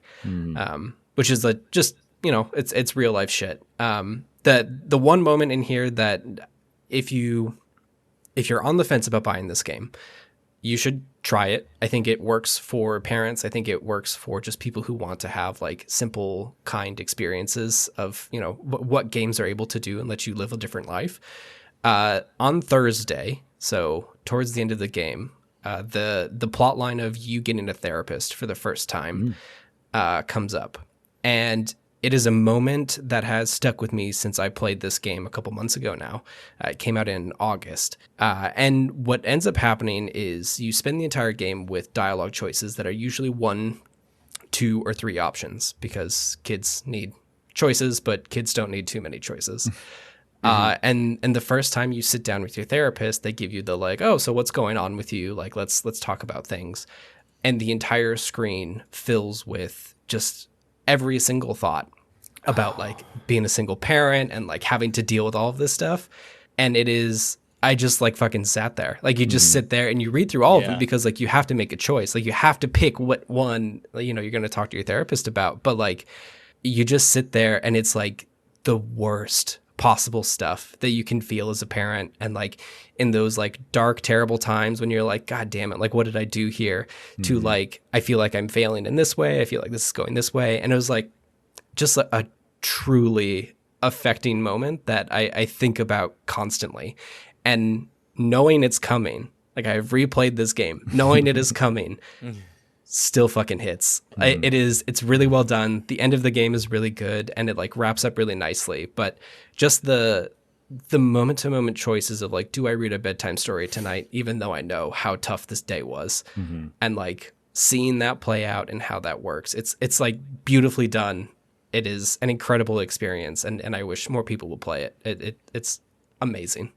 I'm so happy this game made your list. Like, because I remember you bringing it up and being like, "Oh wow, this is like a very powerful game." Yes, and like that makes me so happy. And I'm sure the dev will be stoked to hear that it made like they reached out and they're like, "I think you would like this," and you were like, "You're damn right, I did." Yeah, right. Absolutely. Shoot it into my veins. Yeah, that's great. I love that. Believe it. Yeah, that's great. It's nuts. It's so well done. It's like $10. Yeah, I was like, it's $10. Go play this game. Yeah, and it's short. Hit some too, keywords right? that I really like, which is slice of life, which I love those types of stories where you're just seeing just a small snippet of somebody's just their life. You're immersed in it. You live that part of their existence. That's really, really interesting. Yeah. And it's simple. Like it is not like a super complicated thing, but even the art style being as basic as it looks, it still hits. Like because you sit there and you're thinking, oh, who drew this? Like how did this story happen? And then you think about all of it going back of like, wait a minute, like did the kid draw this? And like it doesn't really matter, but it does sure change how you think about some of the choices you have to make, thinking that these are the drawings that your kid is bringing back from school. Yeah, that's incredible. That's awesome. What a good pick. And Very nice. Way to start your list too. I'm very excited to see where It's all where downhill else that from goes. here. Good. I want to know what downhill from here looks like. All right, Chris, you're number 4. All right. Number 4, we are also going to stick in a point and click territory. We are going with The Drifter by Powerhoof. I was wondering when this was going to come up. Yeah, this is. I had played the demo of this, I think, a year or two ago. Shout out to Charlie, who is one of my mods, who sent the demo to me years ago, and she had been waiting for it for a while. And this is a pulp adventure thriller, point and click, pixel art, just wonderfully animated and voiced by Australian actors. And all that. It's just you go in and you are a drifter. You are on a train coming home to go to a funeral. And you're on a train. You get some insane thing happens where you get chased off a train. Now you're under the bridge with all the other homeless folks that have been dealing with things in this town, and you start unraveling a mystery that's been happening in the town for years. And it involves the people who are less fortunate, who have either been are missing or abducted because of their situation, and you kind of go from there. Really incredibly heartfelt story. I felt like they had a really good rapport with the actors' dynamics between your main character and then your sister. There is a ex-love interest that you're dealing with, and then a corporation that you're also dealing with that is running these things. There was some very surprisingly like beautiful, I would say they're jump scares, but they're kind of like just reveals. Incredible reveals that are just the animation of it is so crazy. And I was just like, I had so many moments where you get to the next part of the story and you're just like, oh my God, that happened? What? Why am I here? This is crazy. And then there's just a lot of really, really good twists to the story. A very classic point and click, but not frustrating. There are certain ones that when you do a point and click, you want to get a little more complicated with some of the puzzle structure. Because obviously, gamers have evolved over the years. But sometimes I think point and click, especially, there are certain ones that take it a little bit too far, where you're not giving me the logic of why we're doing this, right? But everything that this game did felt very logical in the structure of the point and click game. There was never a really frustrating moment or where I was just stuck, can't figure out what my next step was. You kind of got that as you went along. And they had an incredible end scene. Like the end scene of this game, and I will say it's a point and click fight. Which I think is interesting. I've never really seen one like this, but it's a point and click fight where you have to make decisions as you go, and it was incredibly satisfying. Really, really well done all around game, and it was like hit every part of what I like. I like story stuff. I like point and clicks. I like pixel art. That's done really well, and then it just had a all-around great story. So this is a really good game. 1999, I believe, and I believe there was a demo, but there's not a demo right now. Rude. Yeah, rude. They're breaking. Take it off the list. Yeah. But yeah, I really liked this game, and it was an anticipated one that actually hit, and it hit all the marks that I wanted it to hit. I was like, what is this game when you mentioned it? Because normally I keep up the tabs on like the stuff you're playing, but now the second I looked it up, I remember I hopped into your stream for 30 minutes and I was like, nope, can't watch this. This looks great, and I left because I was like, now I remember. I was like, yep, I already had it on my wish list, and I was like, yeah, no, I remember why I didn't watch your stream when you were playing this. I was like, can't. This looks too good. I can't get any of this spoiled. This looks awesome. It is wonderful experience to go through, and I think it's about 8 hours. I love that. If I'm looking at, I played 9 hours of this game, so yeah, and that was on stream, so that adds a little bit of time to it. Yeah, so I think about 8 hours for like a normal person. Yeah. For you normies out here listening. Yeah. All right, cool. Well, we've talked a lot about detective games. I think I have possibly one of the best ones of the year is my number 4. It's the most serious. It's the most pulp. It has the most bread in it. This is Duck Detective, The Ghost of Glamping. I knew exactly where you were going as soon as you started talking about, oh man. The Ghost of Glamping, the Duck Detective series, I have known about since I started Short Game Long Talk, because I looked into it because I was like, oh, okay, these are short, little, cute games. And one Monday that I forget what holiday it was, but I wasn't working, so I was like, I'm going to stream both Duck Detective games in a row. And holy shit, these games are so good. So this game was my number 5 for the longest time, and it was just sitting there at number 5. And I was like, oh, this game's good. It's fun, it's cute. But I kept thinking about it, and I kept being like, oh, what a good time that was. And I was like, why is it number 5? And I just moved it, literally the other day, moved it up to 4. Because I was like, I wanted this on the list just to talk about it. So I was like, I'll put it at 5. 5's not prestigious or anything like that. I just need to talk about it. People need to know about Duck Detective. And then I was like, but it's been on the list the whole time. There hasn't been something good enough to knock it off the list. So I was like, no, it's better. I enjoyed it so much. Going in, talking to all the characters, all the art style, walking around, you have a quack button, and you get to scare your sidekick constantly by quacking. You interact with some of the funniest anthropomorphic animals of all time. The mystery is super, super good and fun compared to the first game. I think the first game mechanics are slightly better, but I think the story in the second one's better. And the ending is insane. And it makes me so excited for whenever a third one comes out, because I will be there day 1 to play this game. And it's 2.5 hours. It's so good, so cute. It has accessibility options if you want to just get through the story. The voice acting is absolutely insane and unhinged. Whenever the Duck Detective starts talking about his ex-wife. It is the funniest shit ever. And he is just like screaming about coming back and that he's off of bread now because that's his drug. Oh my God. That's so good. Picked the wrong week to stop bread. Yeah. And like it literally is like there was like me being like he's like, oh, sweet spongy loaf is like one of the first things he says. And his name, when his reveal of his name of Eugene McQuacklin, I was like dying on stream when I was like, oh my God, this is so fucking funny. Like everything about this game is hilarious. And like there's like there's like references to like Magic the Gathering and like streaming and like, you know, parasocial relationships and all this. And I was like, this game is like legitimately so good. And it was like this nice little bite-sized, relaxing. Shout out to one of Chris's longtime viewers, Teardrop, who was literally hung out for all 5 hours of both games with me, and we were both just freaking out about Eugene, which is your sidekick in the second game.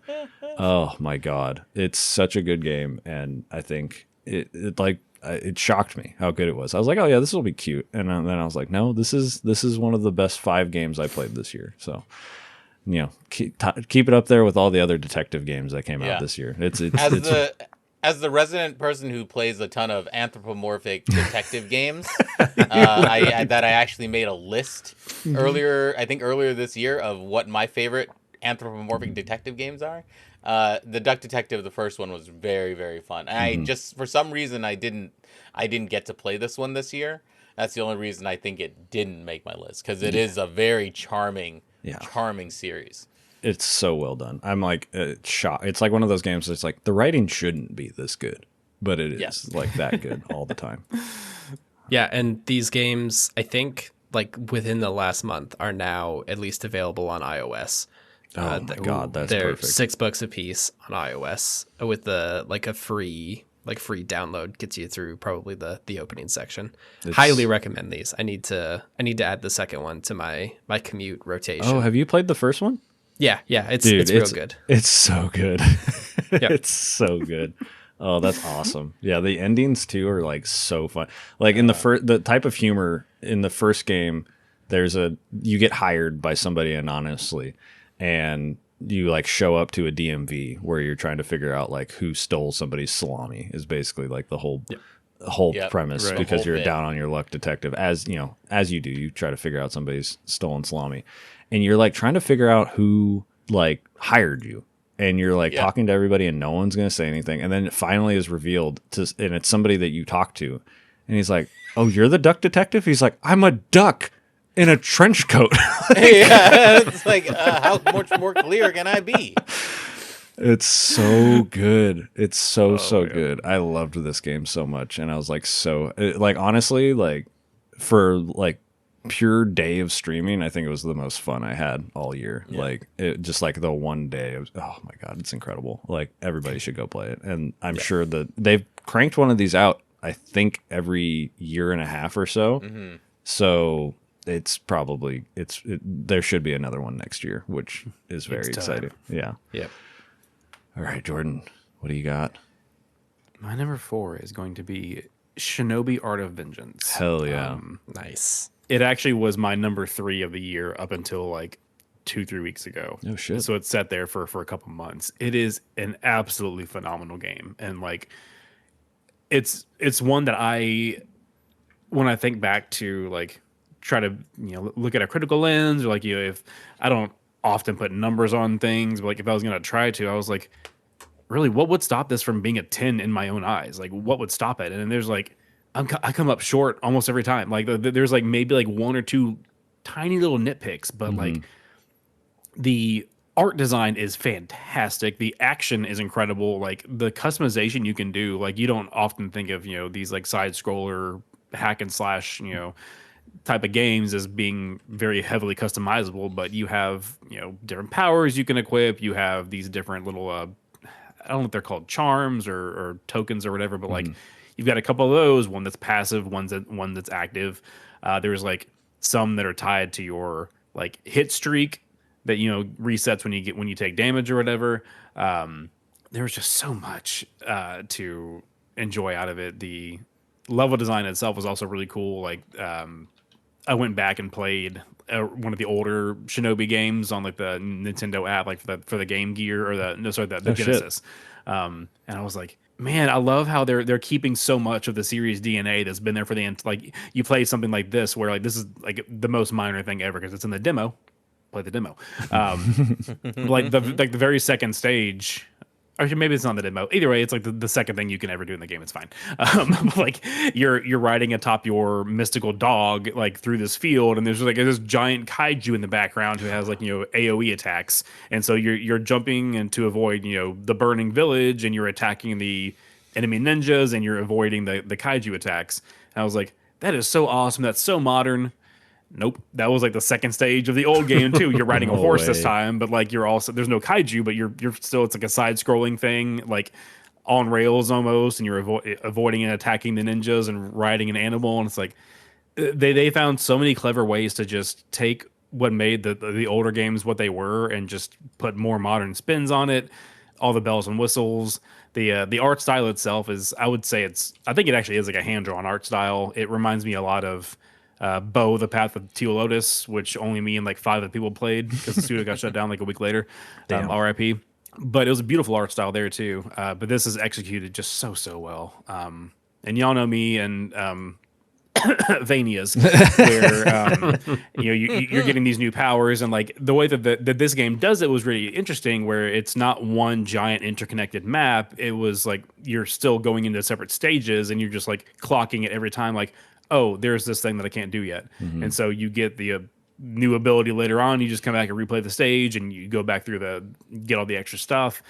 So satisfying. And I talked about this in a couple of my videos this year, that what it does so well is it very clearly tells the player what's optional, what's superfluous, and what's the main path for you to do. So all you have to do, if you're stuck on some crazy environmental puzzle that's like really giving you a hard time and you're about to crash out, you look at your map and you see that there's like a purple tint behind the area that you're in. Oh, purple tint, that's optional. I can just go back up to like just the neutral gray black background and just keep going to the actual area boss and go on from there. I love that kind of, it's subtle, like it's not some like flashing sign in your face as you're going along the level, like, oh, don't go here yet, wink wink nudge nudge, unless you're ready for it. But it still clues you into like, hey, if you want to know, here's where you don't need to be if you don't want to be, and you can just mainline it, or you can take a walk, touch some grass, and come back later when you've calmed down a bit, whatever you need to do. And I think in a year where we saw Silksong that was incredibly frustratingly not doing that, and just having every single hallway possible be filled with these dangerous traps and enemies taking double damage from you and all this stuff, like the fact that this game made a point to just have a really subtle little cue in the map to tell you that you didn't need to be there, it made all the difference. Like it almost, like, I would have appreciated it regardless, but seeing how other games didn't do it this year at the same time makes me appreciate it even more. No, I love that. Like it's a subtlety instead of being like in a category where it's like side quest, go here. It's like you look and you're like, oh, okay, that's optional, but it doesn't say anything about what the hell that is, right? You have no hints on what it is, so you're like, okay, if I want to, I can go there.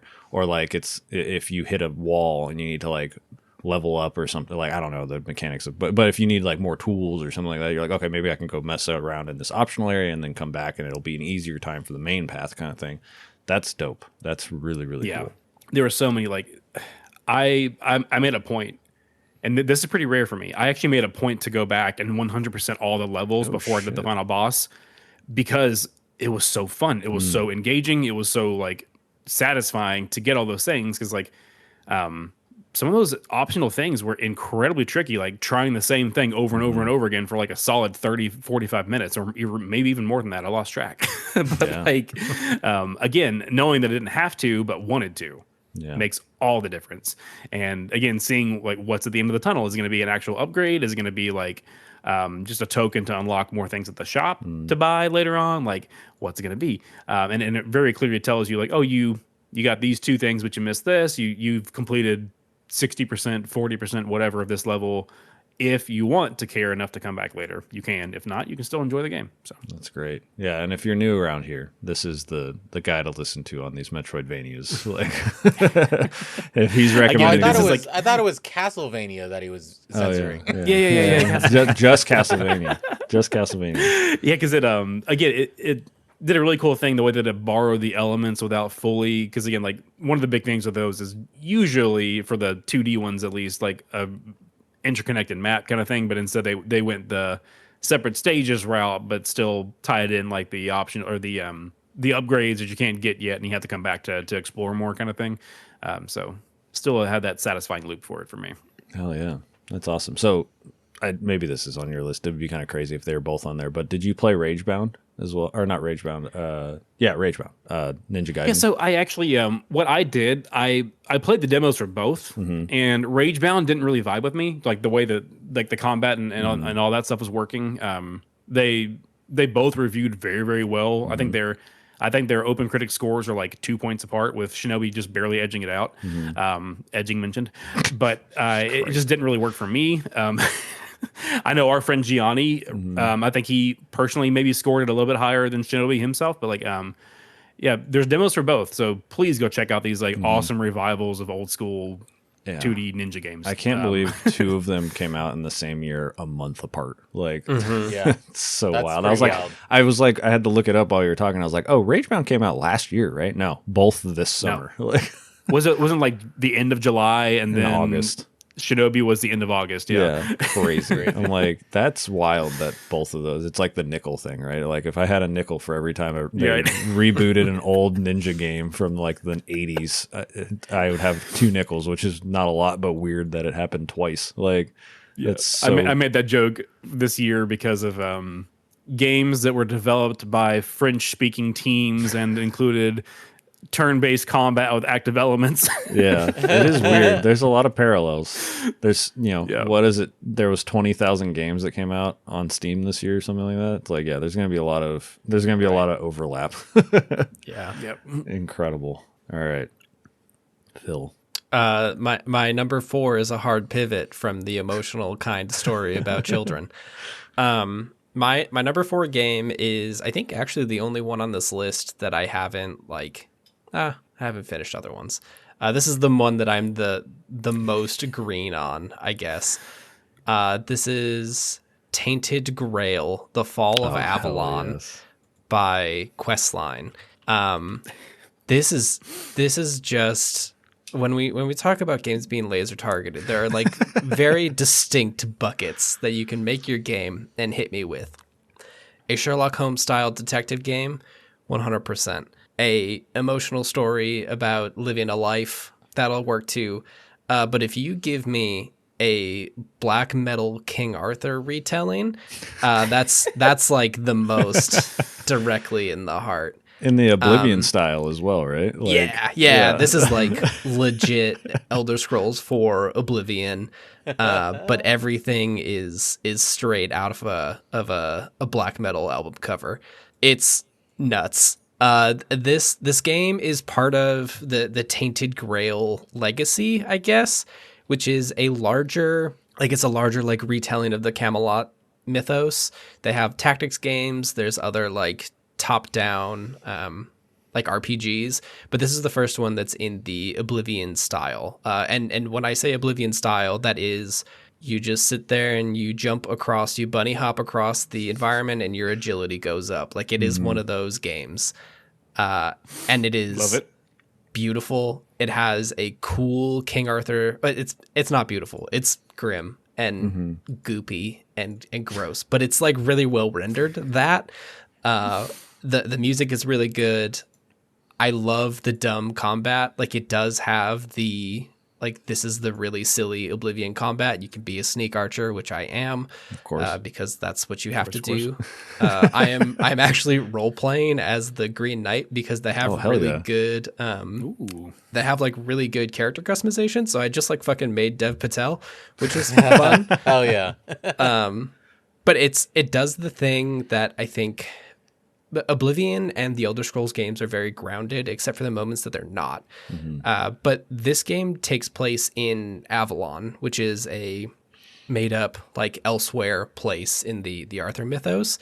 And a lot of the environments that you go through look like what's it called, Crumbling Azula or something? Yeah, Farum Farum Azula? Azula. Yeah, Farm, yeah. All three of those words are in there somewhere, and they're in weird order. Yeah. Crumbling So it's Farum that. Azula.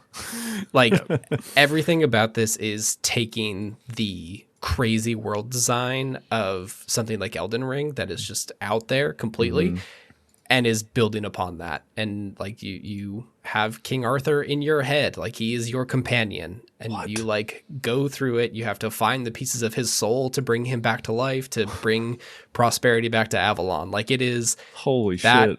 game. But also there's druids in there, and it just like really goes. The environmental design is insane.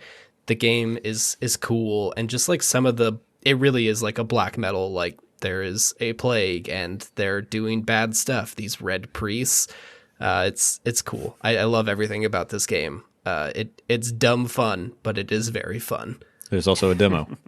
Yes, yeah, go play the demo. It's the first hour. You get to meet the nice. the red priests, and then there's like some choice stuff in here too which is really neat. Like you can tell characters information or not, and the game will react to that. I Hell yeah. picked a different dialogue choice at the end of the demo than I did in the original demo, and I had a different outcome, which is It's interesting. very cool. Wow. Yeah, I think one of the first things I learned about Phil was that he was like an Arthurian legend fan. And then I think I was there live when we found out about this game. Was that on TCM when we were recording this? Yeah, I think so. Yeah. And we were like, what the fuck is this? And you were like, holy shit. Like, Here we go. yeah, it was, My special interest has been activated. It truly is. Yeah. yeah, it was crazy. I remember I was like, Phil, Tides of Annihilation, bud. That's like Arthurian, and he's dead or whatever. And you were like, oh wait, I did see this. It's just Devil May Cry, and I don't want that. Oh, yeah. There's lines. Yeah. Yes, Oh yes. my God. Incredible. Man's gotta have a code. Yeah. Yeah, exactly. Okay. Well, Chris, you're number 3. Oh man! All right, number 3 is man. So I feel like it's a departure from the normal games that I would put on a list like this. But my number 3 is Date Everything Fuck yeah, dude. by Sassy Chap Games. It is $30 on Steam. It is a game. If you have not heard of Date Everything, I will disclose that I did get a key for this game. Oh, nice. Surprisingly, from Team 17. And man, this game is, as the title will tell you, you are a person in your house. You work from home. You get sent these Date Viator prototype glasses, and now you can basically contextualize all of the random items in your home into people with personalities.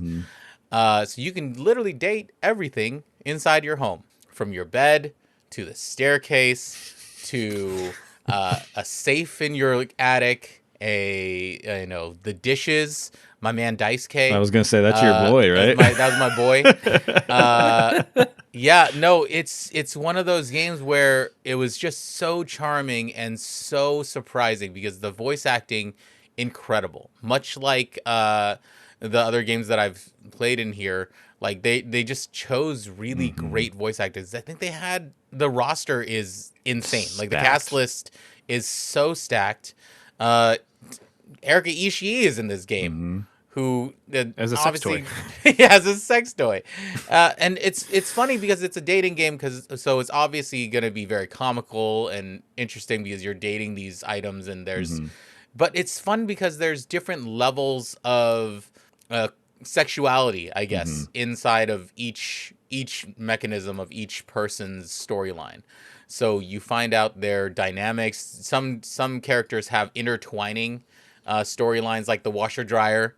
Obviously, they have intertwining storylines, and then you have some other folks that have interacted with each other, and then you just meet them within the storyline of dating that person. And it's like, oh, I found out from talking to Dice K, now I found out that there's a candelabra in the house that is interesting or whatever. So I haven't finished this game entirely because I haven't dated every single character, but it's just so like it's wild when you could discover like, oh wait, I can use my date meaters on this thing, and it's just every single time it's surprising. And some of the stories are obviously some are more sexual related, but they give you a little bit of fun in between. But there is also like really surprising storylines. There's one in the game where you end up meeting a ghost that lives in your attic, and you can visit her every single night. And her story is very tragic because you're trying to make her understand how she died and why she ended up in this attic. Oh, shit. And the story is just super riveting as you go through, because it's emotional. You have a voice actress who's actually emoting the feeling of like being a ghost and not understanding why she's there, but really appreciating getting to talk to somebody and that sort of thing. But then you obviously date your safe, who is a dominatrix, and you also date a nightmare, Like a which I fucking think like your The sleep actual paralysis nightmare. demon, like, paralysis This is like demon. one of my top 3 people in this game are Daisuke, who is the dishes. He is wonderful. He's my number 1. He's my boy.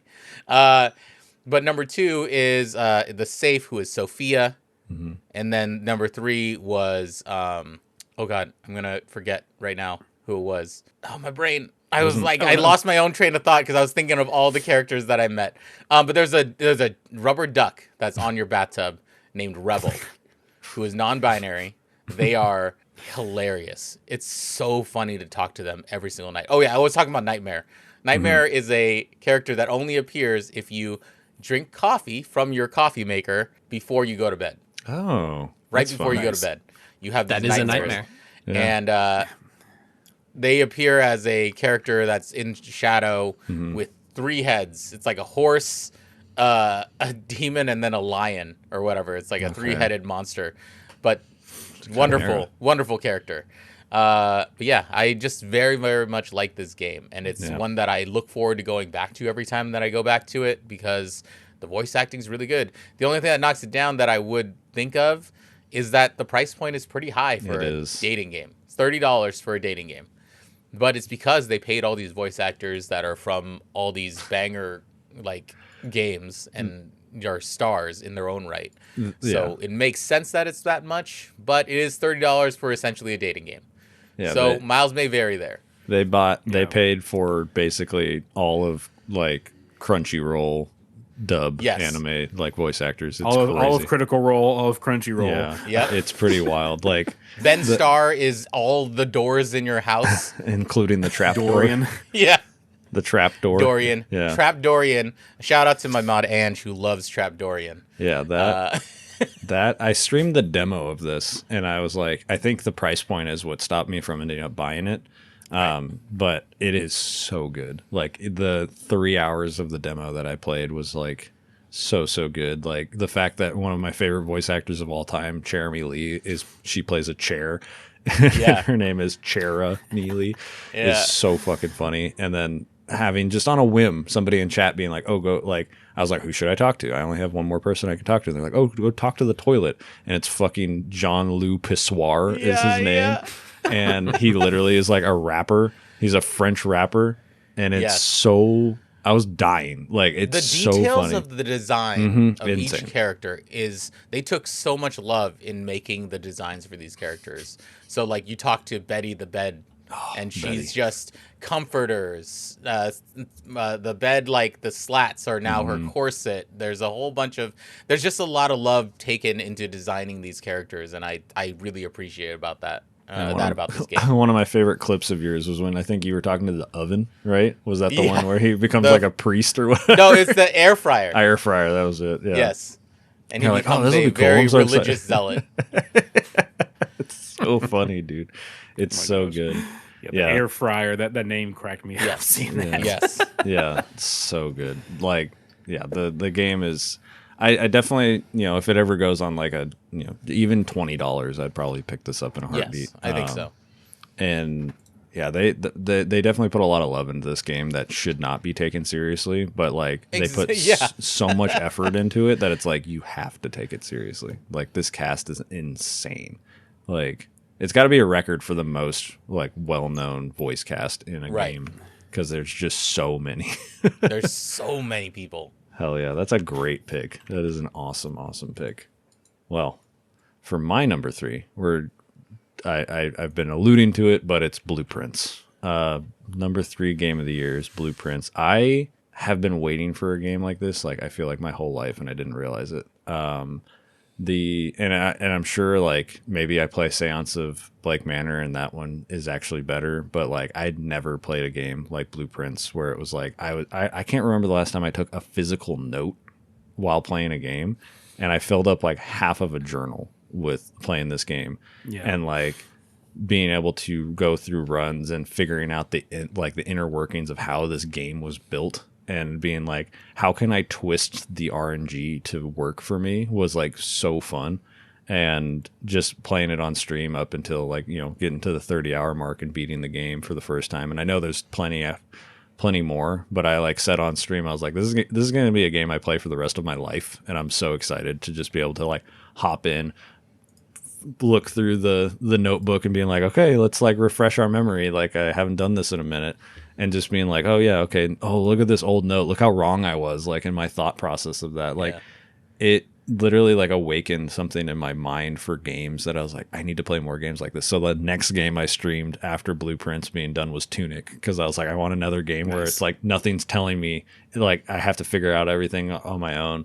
And I adored this game, and yeah, I'm sure tons of people have talked about it. And it's if you don't know, it's a first person roguelike where you're picking rooms and trying to build the specific rooms to get to the end of the manor, basically. And you can get stopped, you can get successful, you can get all the way there, but you don't have the key. Like there's all these different things, and you figure out the mystery of this world throughout, and like being able to just like, you find one note and it's like you read it and you're like, holy shit, this has been there. Like I've been able to do this the entire time, and I had It's no a idea. master, like, to me, it's a masterpiece of like the slow reveal, the slow drip of recontextualizing something you saw earlier in the game. Yeah. You're just like, oh, that's why these are here. Yep. I've never noticed them before, and they've been here the entire time. Yeah. But that's why these are here. It's crazy. Honestly, one of the best moments in video games for this year, and I think it still hasn't been topped, was when walking through the room with all of the art on the wall. Yeah. And walking past a painting of the uncle that you're inheriting the house from, and walking by it and noticing something in it that was different, and being like, wait, and going and immediately like having that payoff was like insane. And I was like, okay, I have to pay attention to everything in this game. Yes. And it's so funny to be like, okay, maybe this is how it works. And then having people come in later and being like, you're close, but like not quite, kind of thing. And it was such a fun, like, and, you know, getting nothing spoiled for me, and only getting like the smallest vague hints from chat, that everybody was very respectful on that. And yeah, it's definitely a game I'm going to be like chipping away at for the rest of my life, and like popping in and doing some fun stuff. And it's also like very funny. Like when you beat the game for the first time, you unlock a shop that you can get. And like one of the things you can buy is swim trunks. And I was like, oh, cool, this will be great. Like maybe I'll be able to swim in the pool so I don't have to drain it every time.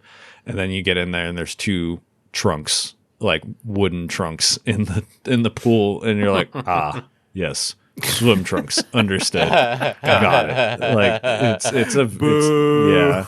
I was like, understood. Cog would love this. Yeah.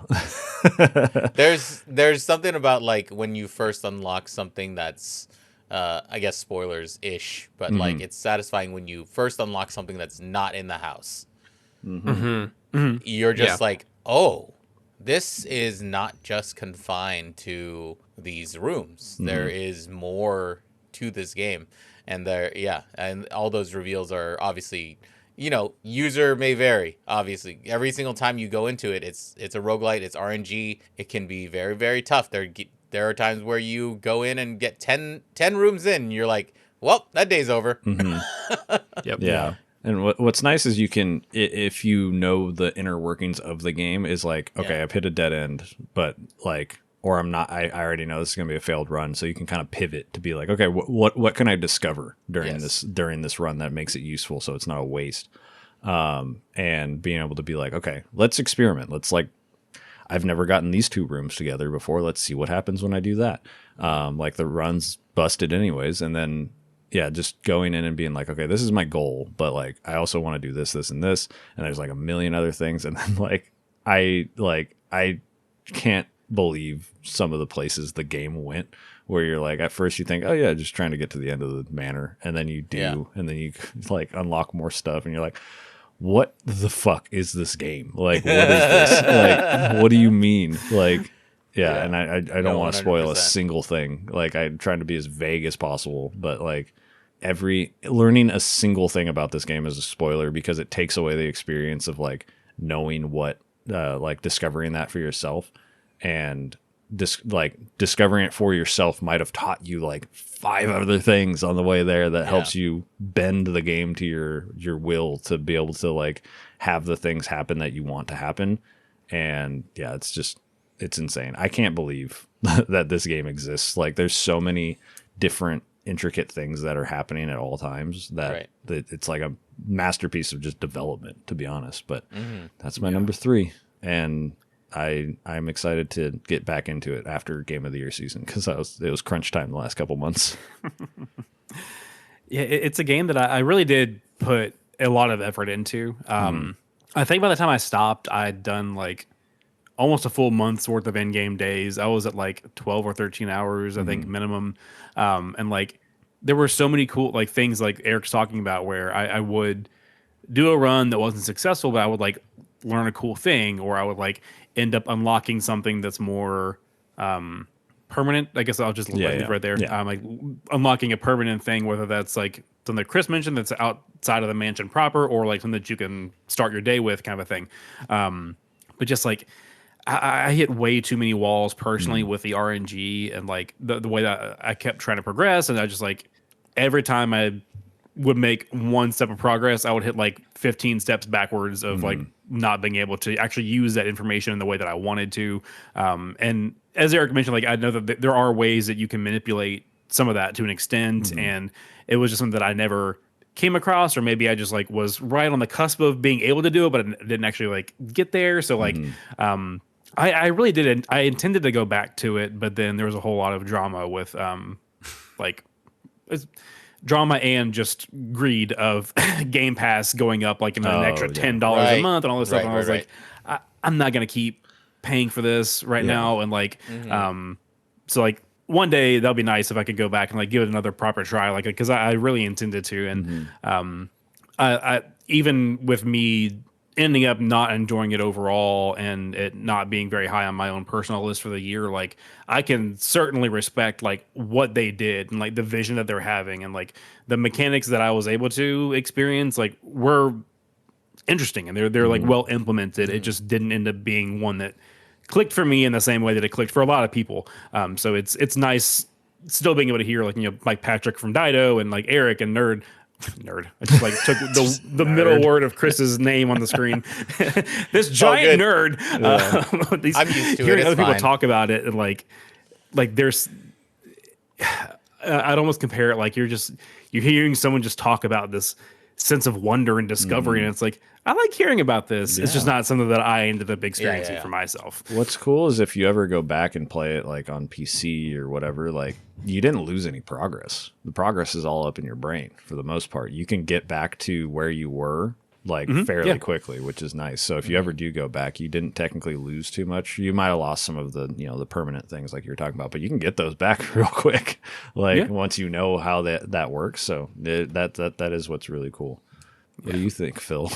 Yeah, no, this game, I think I've like mentioned this before elsewhere, but Blueprints was number 1 on my Game of the Year list for a real long time. And it is not in my top 10 anymore. Like it's like purely the RNG aspect of it. And it's not even the mechanical aspect of it. I think it's more of like how a game that has RNG to this degree works in my life right now. Like when I have an hour and a half to 2 hours a night to play a game maximum. And when I got to room 46, like when you kind of like roll credits, etc., it had been after 3 nights of bombing out after like not even making it to the like 3rd row or whatever. Like it was a brutal run of probably like 6 or 8 in-game days before I got to the thing that I wanted to. And then how this game ends when you get to 46, just like really, it was supposed to be propulsive and it just immediately stopped me. It was like not, it was the most tease of all time. I want to go back to this. This is very much a game that I think if I could just sit down and spend 8 hours playing this on some Saturday, then I think I feel very differently about it. But the RNG aspect of it, and then when I come into detective games like this, the thing that I want to have a goal. Like sometimes I'm in exploration mode, and that was really fun for the first, 12 hours that I played this game. But now I have all of these loose threads and I want to start closing them off. And when the game got in my way for doing that, it just started to be a little too frustrating too quickly, especially when you know what you're supposed to do and it just doesn't work out for you. I want to go back though, because like everything about this world, like, when we talk about things that I like in games, like the politics of what's going on in the background here and some of the teases that you get as you explore more of the mansion and what is actually going on and why you are here is like riveting to me. Like I want to learn more. I want to see more. But sometimes you make a mistake and then you end up at a furnace and you got to start all over. I will say, like, to your point, this is a hyper focus specific type of nerd game. Yes. Where the satisfaction is from playing the game for a couple hours when you have the time and discovering and deep diving and writing notes and doing all that stuff. And you can't really encapture that in a 1.5 hour part of the experience. You doing it in those kinds of chunks. Right. You need the time to let it build, let it breathe inside of your gaming experience. Right. And I can see how like doing it like drip coffee version of this game would not work for me. No. I think that recontextualizes so much, Phil, because I was like, I never really understood why you didn't like this game like that much. And I think that recontextualizes everything. The fact that you're only playing it for like these little bits. Yeah. Like I consumed this game so much that I was streaming it twice a week and playing it on my own time and recording those for if anything crazy happened. Because I was like, okay, streams, I'm going for it. I'm fucking trying to beat the game. And then off times, I'm like, fuck it. Like, whatever. We're just doing discovery period all the time. And I'm like transferring back and forth. And I'm putting like 10 hours into this game every week, like at minimum. And it's like only being able to do like 2 hours a night and like, you get absolutely screwed by RNG. I could definitely, that makes so much more sense. Like, I think that makes so much sense. One of the things I just remembered was Chris talking about like, building everything and stuff like that. I just remembered the funniest thing I did in this game, which is like you can do experiments in the game with the lab.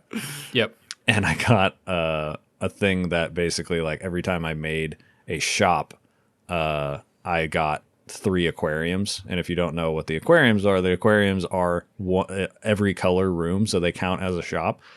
So I put 19 aquariums in the manor at one run. I filled the entire manor for I think that's how I got the achievement. And I posted a screenshot in the Discord and I was like, this place probably smells fucking terrible. It was just an aquarium. And like the fact that you can do silly shit like that was just so funny. I was like, yes, I'm bending this game. Like, I'm not making any discoveries, but I'm going to get to that last room. No problem. Like this is over. But I am excited to dive more into that game. But I definitely I totally get the end credits thing of being like, if you were struggling, because how long did it take you to beat, Phil? I have 28 hours in this game. Okay, so about the same. Yeah, I'm at 31. And then, Chris, you rolled credits as well? Yes, I rolled credits as well. I surprisingly, according to Steam, only have 21 hours in the game. So that's what I was going to say. Yeah, it varies quite a bit based off of, like how often you're streaming it, or like I swear when you stream you get better luck, because like all of my good luck happened on stream, which would have only been like I think 18 hours of streaming that, because the other were off stream. And then that the 21 hours, I've heard that number as well. And then Cog, how long did you play it for? Do you remember? I actually, while you were talking just now, I pulled it up on my Xbox app, and Nice. it says 14 hours and 28 minutes. Okay. So Yeah, you were like right on the cusp of like probably like being able to utilize a lot of stuff. But like, yeah, like you said, if it's RNG and like you're just hitting all those walls, like I totally get it. It makes sense. Like, who knows? Maybe if I just had awful RNG constantly, like I would have dropped this game really quick, or and not. that's like that actually.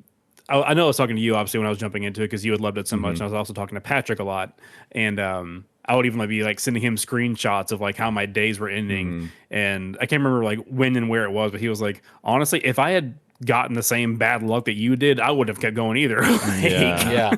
It really is case by case basis for sure. But Yeah. the game hit, and like I said, it's a discovery thing that I'm like, okay, I just like these kind of games now. Like, just give me stuff where you're not telling me anything, and I have to write down in a notebook like about what happens, because like discovering something way later in the game and being like, oh my god, that shit's been there the whole time is crazy. There's a that is couple of cool. moments like that. I will say, and this is probably how I will come back to this game if I do, there's actually pretty decent cheat engine support. And I think that that is like some of the frustrations I have with the game will be smoothed over a little bit if you can just, push through some moments. Don't feel bad about using cheats in your video games. Yeah.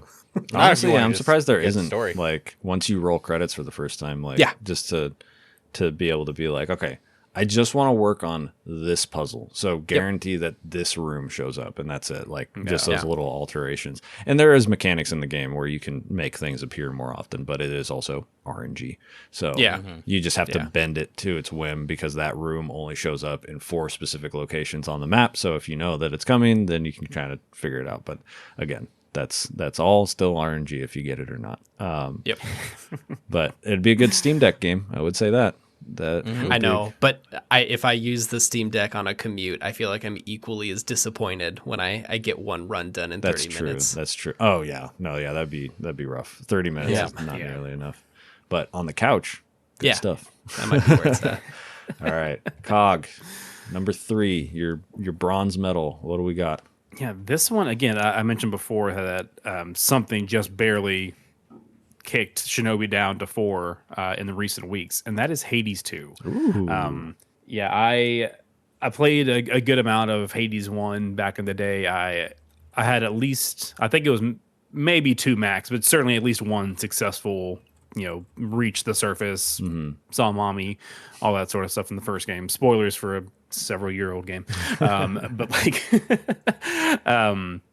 but I didn't touch this in early access or right at launch, but I was trying to fill a void before something else came out, and I was like, I really want to give this a go. I've got like I think I had like $20 worth of rewards. Oh, nice. Like through my credit card, and I was like, all right, well, I'm gonna get Hades 2 for like $10, and I guess let's go.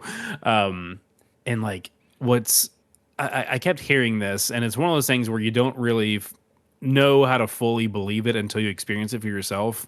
But there are just so many layers to this game. Like, it's incredible how many new things I'm still coming across after like a dozen, 2 hours of playing this game. It took me, I think, in-game runs like 20 something, like almost 30 runs before I actually like defeated the main, like, this isn't a spoiler, like your main kind of goal is trying to kill Kronos, the Titan of Time. It took me all like 25, 30 runs before I even did that for the first time. And seeing how that still opens up more stuff. And there's other things that you can do that I can't remember if they're really spoiler or not, so I won't say them here. And you're going and doing those, and that's opening up more avenues. And then I got to this point like within the past few days where I was like, sorry, Shinobi. It took a while. It took a while for me to finally kick you down, but something happened in this game where I was like, you've got to be kidding me. Like, and I'm just so intrigued. And it's that, that one more run addiction that we all can feel from certain roguelikes, like Blueprints for some, and like these kind of more like faster paced games for others. But like, as with the first game, the art direction's great. The characters, the voice acting, all of it, everyone's hot. It's a plus. It's always a Yeah, plus. that's a good part of it. That's the reason. So, side note, that's the reason I bought Hades 1 the first time. I think I mentioned it. Like, it came out like officially on the Switch in 2020, and my timeline was just like all of these hot gods, and I was like, "What the fuck is this game?" Like, I was like, "I have to meet Nyx." Like, you don't understand. Nyx. Night, mommy. Yeah. Oh god. Yeah. I was so happy when I found out they're not related. I was like, "Thank God." If we're doing a social simulator here, thank God that Nyx is not actually what the fuck is his name? Oh my god, Zagreus. Zagreus. Yeah, actually his mom. I was like, okay, thank God. This. And what's fun about these games, both games, and there's other like it too, like even games like Destiny, where you'll be coming across characters or coming across locations, and then it kind of just piques your interest, and so you look into it and it's like, oh, this isn't completely made up. Like, for example, in Destiny 2, there's the location. It's like I think it's called a dwarf planet or a planetoid or something called Nessus. That is a celestial body in our solar system that's out, past Neptune. Like that is an actual place. Of course, it's just not inhabited by, conquering machine races yet. Right. Yeah. But like, it's really cool. This is like the most minor spoiler ever, because it's like when you start Hades 2, you're like basically starting a run, and you're like learning the move sets as you go, and like your first boss for this area is the witch Hecate, and one of her attacks that she does every time you face her is split into threes, and like then you look up information about Hecate in mythology, and like she was known to have like three facets or like three faced or like three different form. Like they're like incorporating actual mythology into a moveset for a boss battle. Like, I love that kind of detail, and I've been told not to look too much further into Hecate's mythology for whatever reason, so I stopped. But like, I love that they do that kind of stuff, and it's really cool to like, again, like not every god is going to pop up right away to give you boons. Sometimes you have to reach a certain stage or like do a certain number of runs or whatever else before they like make their appearance for a story reason, and like there's reasons why they weren't there yet. So learning all that, meeting all of them, using all the new moves, and just keeping going, it's been so much fun, and I love that.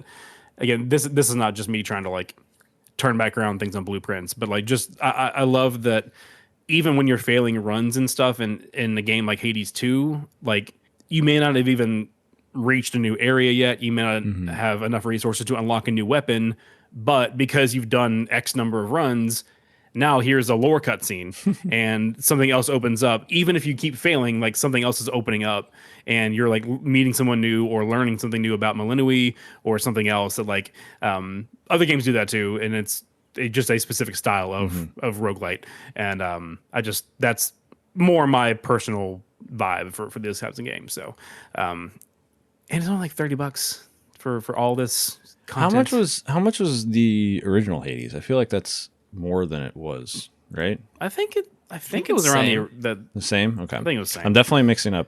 I might be mixing up Hollow Knight, which is like $15 or whatever, $10. Yeah. Like the fact that that's still the same price for Silksong is like crazy. Hades 1 is $25 right now. Okay. Yeah.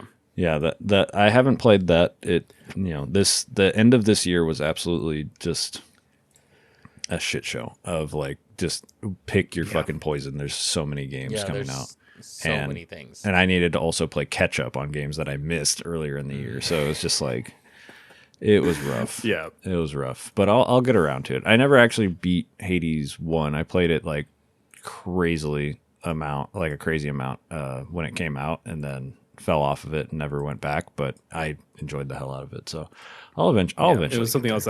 Speaking of the price, I just have to like that game Absalom, I think it's pronounced, came out recently as well, and it's like side scroller, roguelike, beat 'em up, co-op, all this stuff with a really cool art style, and just kind of like the thing with Lost and Random: The Eternal Die. I was like, I'm so sorry, Absalom, but like if you're sitting here in the eShop for $25 and I can spend $5 more to play Peak roguelike, Right. that's like one of the highest rated games of the year, Right. like I'm gonna go with the other one. Yeah. I'm really sorry. Like you look it's- cool. I'm sorry. Yeah, it's tough. It's tough for sure. We have to make There's our not enough choices. time in the day for both of you. Yeah. Yeah. Jesus, that's the big one, right? Yep. Well, I'm glad. I didn't know if Hades was gonna make it on this list, so I'm glad somebody, because just like our first year where no one played Baldur's Gate 3, and I was like, Yeah. That was so funny. I was like, I think the first thing I said on the episode last year was like, we fucked up, man. Like somebody should have played that. Definitely would have been the game of the year. That was your go toy, wasn't it? Yeah, it was, dude. Holy shit. I put 200 hours into Baldur's Gate last year. So good. Okay, Phil, your bronze medal. What do we got? My number 3 game. It fills this slot that I think we'll have this conversation again in a little bit. But I think for me, there were 1 or 2 games that came out this year that I think about them and like how expansive they are, and all I want to do is think about how like the different pieces are written and how they all connect, and like dig into the lore and like really piece it together from like a very thematic gameplay perspective that just continues to hang in my mind constantly. So number 3 is probably not that big of a surprise, but it is Avowed by Obsidian. There it is. This is like in complete comparison to Death Metal Oblivion, which was my number 4. This is like taking the Elder Scrolls game and just like ramping it up to its, to me at least, like perfect incarnation. Like Avowed is a tight, compartmentalized version of an Elder Scrolls game. The world, I love the Pillars of Eternity world. They continue to do the thing where they just absolutely dunk on Bethesda by having like the coolest concepts. That is Yes. like, yeah, we learned the lessons of your normal Lord of the Rings style game, and Yeah. we've now just like, there's soul mechanics in this, and like the gods are cool, and it's just like doing so much bigger and different stuff that I find so interesting. And Avowed takes that first person, and now you're wandering around this like new uncharted land. It is bursting with life. It is this world that is vibrant, and it's rainforesty and covered in fungus, and there's mushrooms everywhere. And it tells a wonderful story. Like, it is a good story of a fish out of water coming to terms with their heritage as, you know, a godlike, who is a being whose soul has been touched by another god, as well as a citizen of a pretty evil empire, and meeting all these different people from these different areas, whether they're, you know, refugees from their own countries or they've just simply left to found a new life. And you run into these companions who tell you the story of this world that you're visiting, and you know, talk with the voice in your head about the people who came before these people who are here now. And it just does all that stuff right. The thing that I like the most about it, and I've kind of dug into this in some of the Capture Corner stuff I've done in the Discord, where you can kind of watch me capture too much footage for video work. The thing that this game does really well is that it does it does your typical companion quest stuff, where you go on a journey with your companions and they tell you their sad story and you help them process their sad story. But I think the thing this game understands is that, you know, processing trauma with friends does not end when you get the experience points. Like, it comes after that. Like, you have to like sit with it and do the work and really think about it. And your characters' lives, your characters' stories, the companions that you work with, it doesn't end when you quote unquote hit credits on their quest line. It continues. And it just like makes every character that you run into in this world feel fresh and rich and, you know, like people that you would actually hang out with, and it makes the ending work really well. And then all of that aside, the gameplay is great. They made the first person like sword and board hack and slash stuff work. And also there are guns. So if you want to be a weirdo and just dual wield flintlock pistols through this entire game, you can. And that's wild that's a thing that you can do in a Bethesda game or Bethesda style game. Yeah, the first I had not like I had known about this game. I remember when they announced it. I think Obsidian announced this game before they were even acquired by Microsoft. And like I remember being like excited for it, and then I kind of cooled off on it when they got bought by Microsoft because I was like, okay, they're gonna fuck it up. And then I didn't pay attention to it.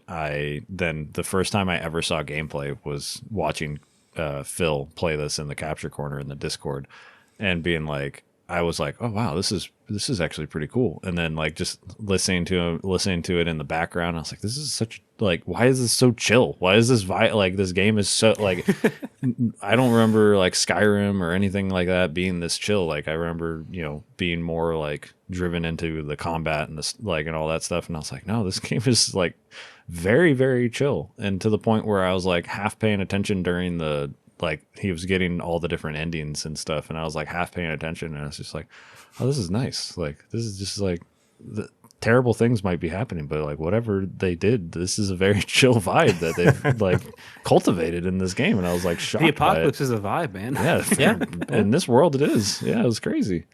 So yeah, I was wondering where this was going to land on your list, and I'm happy it made it this high. So now we're gonna head over to our user submitted game of the year choices. So we had a quick survey in the Discord that was basically your 2025 game of the year, your game of the other years, which as mentioned before is just games that you played for the first time in 2025 that came out in a different year. So that could be literally anything, right? All the way back to like if this is the first time you played E.T. on the Atari and you fucking loved it, like that could be your game of the other years. And then also an honorable mention if you wanted to give any love to another game, because a lot of games coming out. There's always time to shout out other ones. So we're going to start with Phil. We all have about 2 or 3 different things, and we're going to read out the whole thing that somebody said and make sure that they get their voice heard. And if you want to be mentioned in stuff like this in the future, make sure to join the Discord. The show notes have the invite, and you can be a part of any future stuff. We love the interaction. So Phil, take us away with our first one. Awesome. I'm reading the message from TCM co-host, founder. Do we want to say that? Founder. Backbone. Producer, Gianni DeCrosta. His 2025 GOTY. I will just read this verbatim because he's putting words in my mouth that I don't know if I agree with. But he says, I'll be the guy who does it. It's Expedition 33. I'm sorry. Incredible narrative that consistently blew me away. Top tier voice work and mocap with characters that I felt connected to. A hybrid combat system that kept me engaged, testing and tweaking till the very end. Villains I sympathized with and heroes I disagreed with in moments. This game had all the makings of a Gianni game. I adored Expedition 33. Oh, yeah. His game of the other year. Now he's putting words in my mouth that I agree with. My first interaction with Phil ever was him recommending Indica, and it easily stuck as my backlog GOTY and will go down as an all-timer. The themes, knowing wink at the camera, at play that make you examine your own feelings on faith and morality are some of my favorite in a game ever. It constantly twists and turns, and the amount of what the fuck moment left field moments is unmatched. And his honorable mention, I'll say, I'm reading this in real time, which is fun. Yeah, that's why I sent them to you guys today and didn't give you time. I'll say it till I'm blue in the face. The Midnight Walk, one of only a few games I've ever played to bring out a real, raw emotional reaction from me when the credits rolled. Oh, yeah. Thank you, Gianni. We appreciate you. You'll be here next year in the monstrous episode that we'll do. We're all gonna talk about one game, and it's gonna take 4 hours still. Yeah. Right. All right. All right. Next one. This is from Discord user Meow Mix Master Mike, or as I know them, Cameron. Yeah. Cameron, just to get this out of the way, Cameron has an incredible blog, very worth reading. But it is also called Cameron Swingle's Video Game Thingle, and it's my favorite title. Go read it; it's very good. Yes. Their 2025 GOTY is Avowed, is my game of the year. It feels like they managed to perfectly boil down the modern AAA game. Agreed. Game of the other year. The All the Mods 10 mod pack from Minecraft is my go-toy. It's a game that manages to take the No Man's Sky kitchen sink approach and successfully combine over 500 distinct mods, oh my god, into one cohesive experience that somehow isn't a complete dumpster fire. It's an astounding achievement of game design that it works at all, let alone that it's a great time. Hell yeah. That's dope. I love that. Yeah. Like a mod pack for Minecraft is the go toy. That's awesome. Yeah. Honorable mention is Secret Agent Wizard Boy and the International Crime Syndicate is one of my favorites this year. A game I have not heard of. Yeah. It's a game that somehow combines PS1 Harry Potter licensed games and Deus Ex into a fantastic experience. Yeah. I Those are messaged words. Cameron so fast after this was submitted. And I was like, what the fuck is this game? And I looked What did you just say to me? Yeah, I looked it up and I was like, "Oh my god, this looks incredible!" And it's early access, so there's only like an hour and a half of gameplay, but it looks insane. And I was like, "Okay, that's great." So great choice there for the honorable mention. All right. And the last one I have here is from TK, another good friend in the Discord. TK, fun fact, I think of TK almost every article I write because it is a fun journalism trick that the letters T and K do not appear next to one another very often when you are writing text. So I usually just slot that in if I don't remember a developer's name so I can Command F my way to finding it later. Cool. TK's 2025 GOTY. Through sheer inertia, Hollow Knight Silksong. I didn't play much from 2025, so when Silksong came out and lived up to my expectations, I was very happy. I don't really think of it as a GOTY level good, but there just wasn't anything else I played from 2025 to take that spot. Fair enough. TK's game of the other years, Ridge Racer 2 on the PSP, is perhaps the purest expression of what I want in a racing game. It is a joyous and exuberant experience while not getting too caught up in the minutia of realistic cars. To me, the biggest disappointment in gaming is that no one is doing big budget arcade racing games anymore. Everything is either a kart racer or a sim. Yeah, that's such a good point. Yeah. Honorable mention. Fairs. In 10 years, the game made for the worst game jam 2 by Matt and Jillian, and Along an Extremity made by Bluzo and Ahmet for the worst game jam 3. These are for the worst garbage Discord. Yes. They do a game jam a couple times a year now. The good games in there. Yeah, friend of the show, Jackie, aka Amberlyn, participates in those fairly often and comes up with some very cool stuff. Very cool. Cool. That's our first three. Jordan, take us away. Yeah, so I'll kick off our second set of three with everyone's favorite Dido member, Kayla. Hell yeah. For her 2025 GOTY, she said Expedition 33. It was so incredibly well-rounded from a narrative, gameplay, visual, and music perspective. I couldn't pick anything else. That's fair. For her game of the other years, Life is Strange 2 blew me away with its narrative and emotional impact. That's so on brand for her. And for honorable mention for 2025, Slots and Daggers is made by a solo dev and incredibly fun and intricate. I also think Dispatch deserves a spot here as well. Hell yeah. Thank you, Kayla. Also, Yes, thank her, you. Her alter ego, Palettes and Pages, is also a Cody creator. So, Of course. the double love. She's all over the place. The next one comes from Sir Dr. JM from the Grow Up Level Up podcast. Shout out to them. 2025 GOTY is Hollow Knight Silksong, a game that pushes you. Game of the other years is Uncharted 4: A Thief's End, because we haven't had a third-person action game that does action, in all caps with hyphens in between all the letters, ACTION, like Naughty Dog in a long time. Yeah, that's And fair. any honorable mentions from this year? Skate, the mechanics are solid, the controls are solid, the foundation is there, but it's bogged down by EA bullshit. Yeah. I remember listening to their episode because I think he got a very early access to Skate, and I was like, this sounds awesome. But the fact that there's like so much microtransactions in it, and like the fact that you cannot play by yourself, like you have to be online. I was like, you're taking the spirit away, man. Like, seriously, such a bummer. Yeah, but the clips of jumping off of a building and doing a really cool grind still hit. Yes, of course. They do. They do. But there's no skeleton like bones cracking anymore. It's true. Yeah. You're missing the Hall of Meat, you know? God, Hall of Meat Silk Song. That was a good one. Yeah, there we go. Golf clap for a rare Eric acknowledgement of my humor. Yeah. You get one a week, you know? Yes. I'm glad it was on air. Yeah. The last one that I have is from Samson, who is the other half of Grow Up Level Up. Thank you both for submitting. 2025. I can read. 2025 Goatee for Samson is Consume Me, because it's a game built on passions and it's totally my style and humor. Plus, it's got a heartfelt story. Game of the other years would be Pokemon TCG Live. It's my new competitive itch, and for a free game, it's extremely generous. Plus, it translates to IRL skills. And for honorable mention, he says, shout out to Pokemon ZA for bringing people together.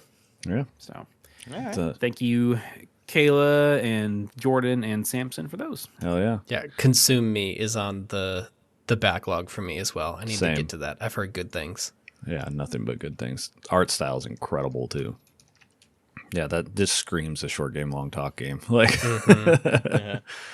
All right. Well, I'm gonna start off with mentioned already, Amberlyn, aka Jackie from Fake Gamer Bro, and so many other projects. Jackie, please take a break. Get some rest. Yeah, for real. 2025 Game of the Year, Pokemon Legends ZA. It's a Pokemon. It's Pokemon and a really fun entry. Love the shinies. Don't despawn unless they flee, as one example. Yeah, very into shiny hunting for Jackie, so that makes sense. Game of the other years. I'm saving Scarlet Hollow for when it's fully released, and I already voted for Teenage Exocolonist, so I'll go with Poker Quest. You play different classes that have different abilities that favor different kinds of poker hands. I'm bad at explaining games. It's a roguelike and addicting. I mean, that sounds kind of like a twist on Balatro, I would assume, but with actual like poker mechanics instead of like fake poker mechanics like Balatro. Honorable mention. A game about digging a hole. It's either the best thing for your neurodivergence or the worst thing. Highly recommend. I can see that. I've heard so many people talk about this game. Yeah. Also, Creepy good. Redneck Dinosaur Mansion 3. If you like Match 3 pathetic little guys and or meta commentary on game dev, it's the game for you. A little biased because I tested some of it. Yeah. When they were like Creepy Redneck Dinosaur Mansion 3, I was like, huh? Yeah. And then I looked into it and I was like, okay, yeah, no, this is legit. This isn't just like a random game. It's got some real shit to it. But thank you for your answers. These are great. And then The name fits, I guess. yeah, it does.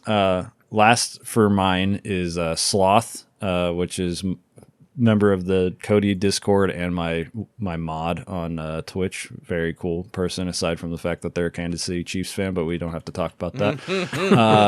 2025 Game of the Year. I have been on the indie games from 5 years ago train this year, so I didn't play a ton of new games. Of those, I did play Peak and Hollow Knight, Silksong. Silksong just has to take the cake.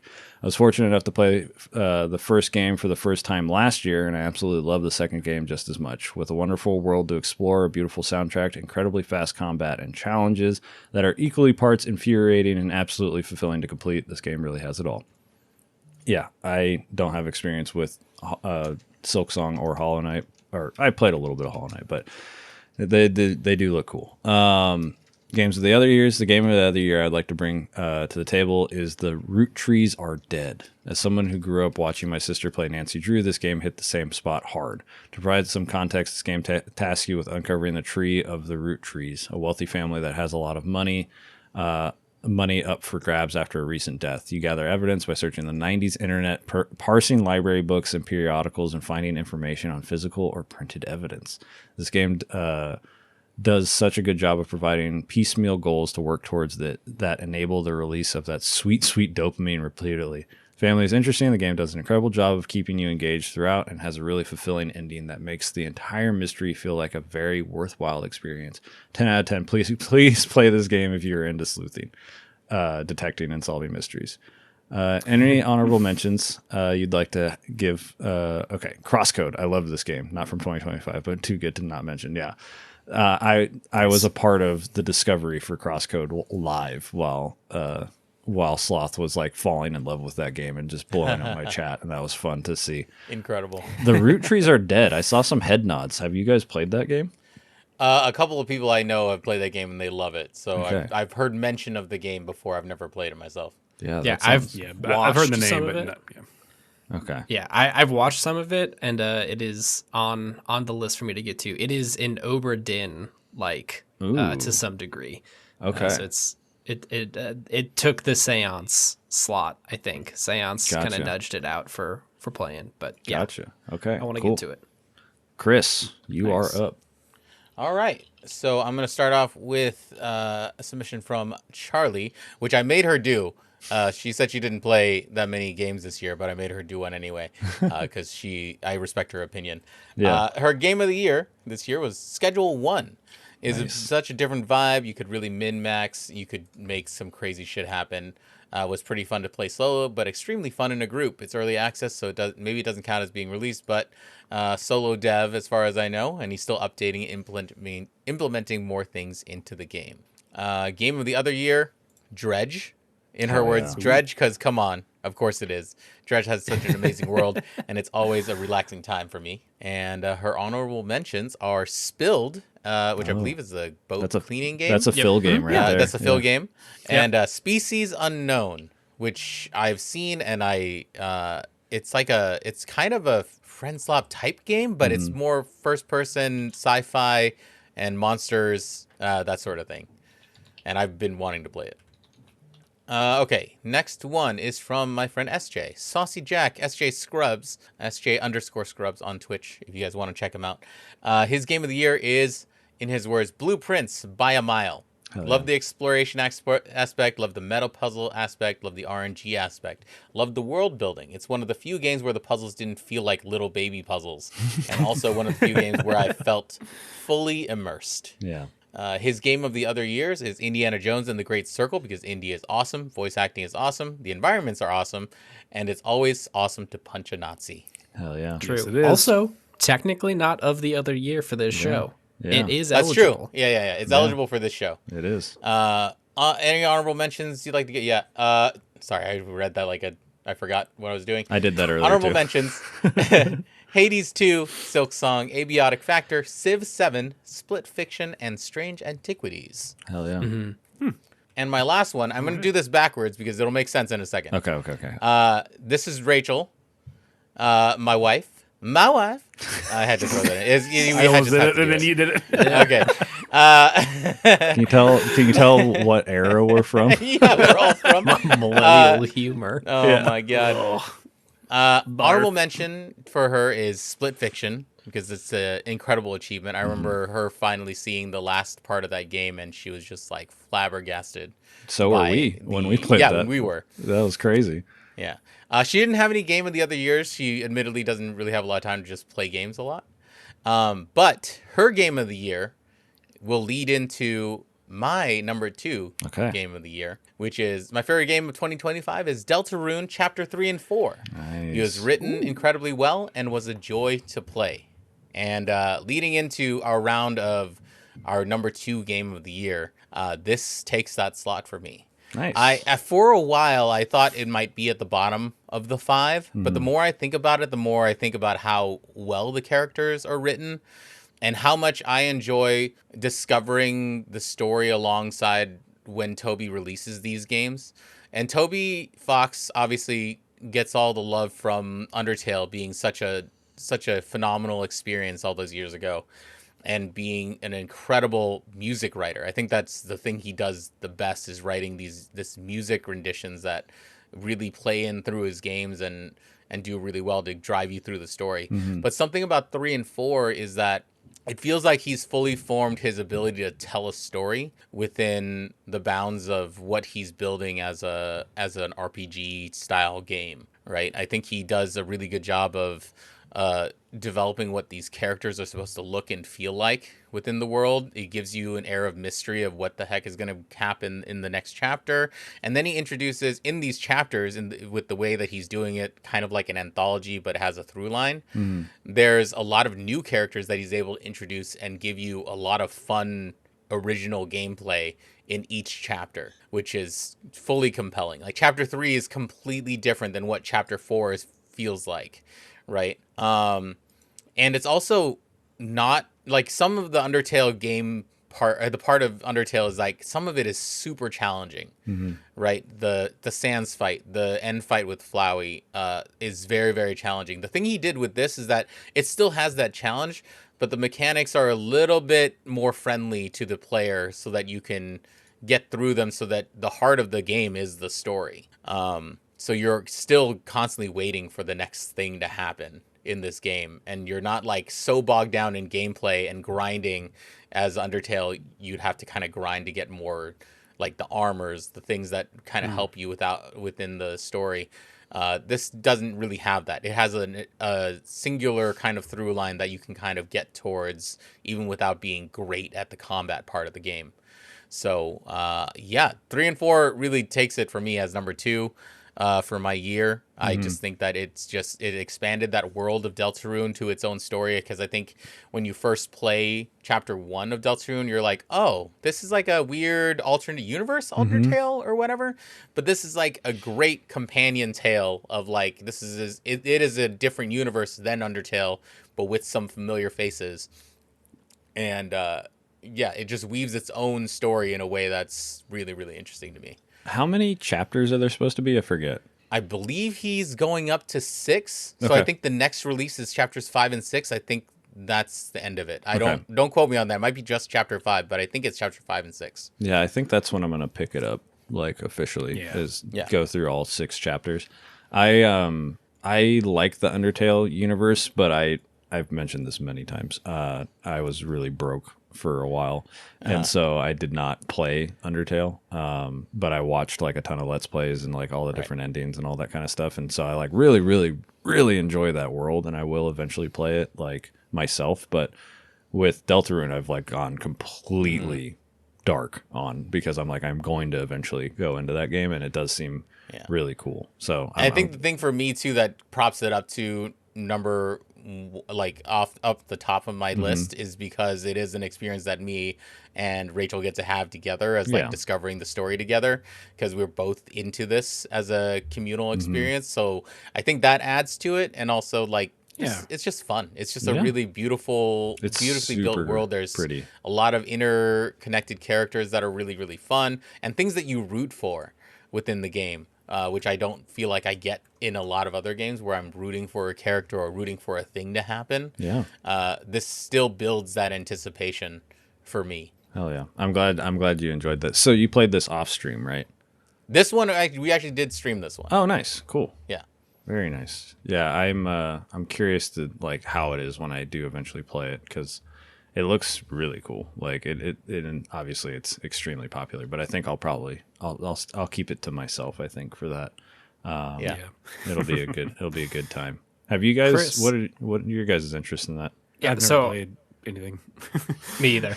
I've never played Undertale or Deltarune. My question actually was, if I have not played either of them, should I just start with Undertale? Conventional wisdom would be yes, because then it introduces you to some of the because the first chapter especially winks and nods at Undertale. Okay. There's certain characters that'll appear either late in game that you've met in Undertale first, so it's like, oh, this is established. But if you don't want to, because Undertale can be everyone wants you to play Undertale a certain way, Yeah. right? Deltarune can be its own experience because it's a little bit more linear than Undertale was.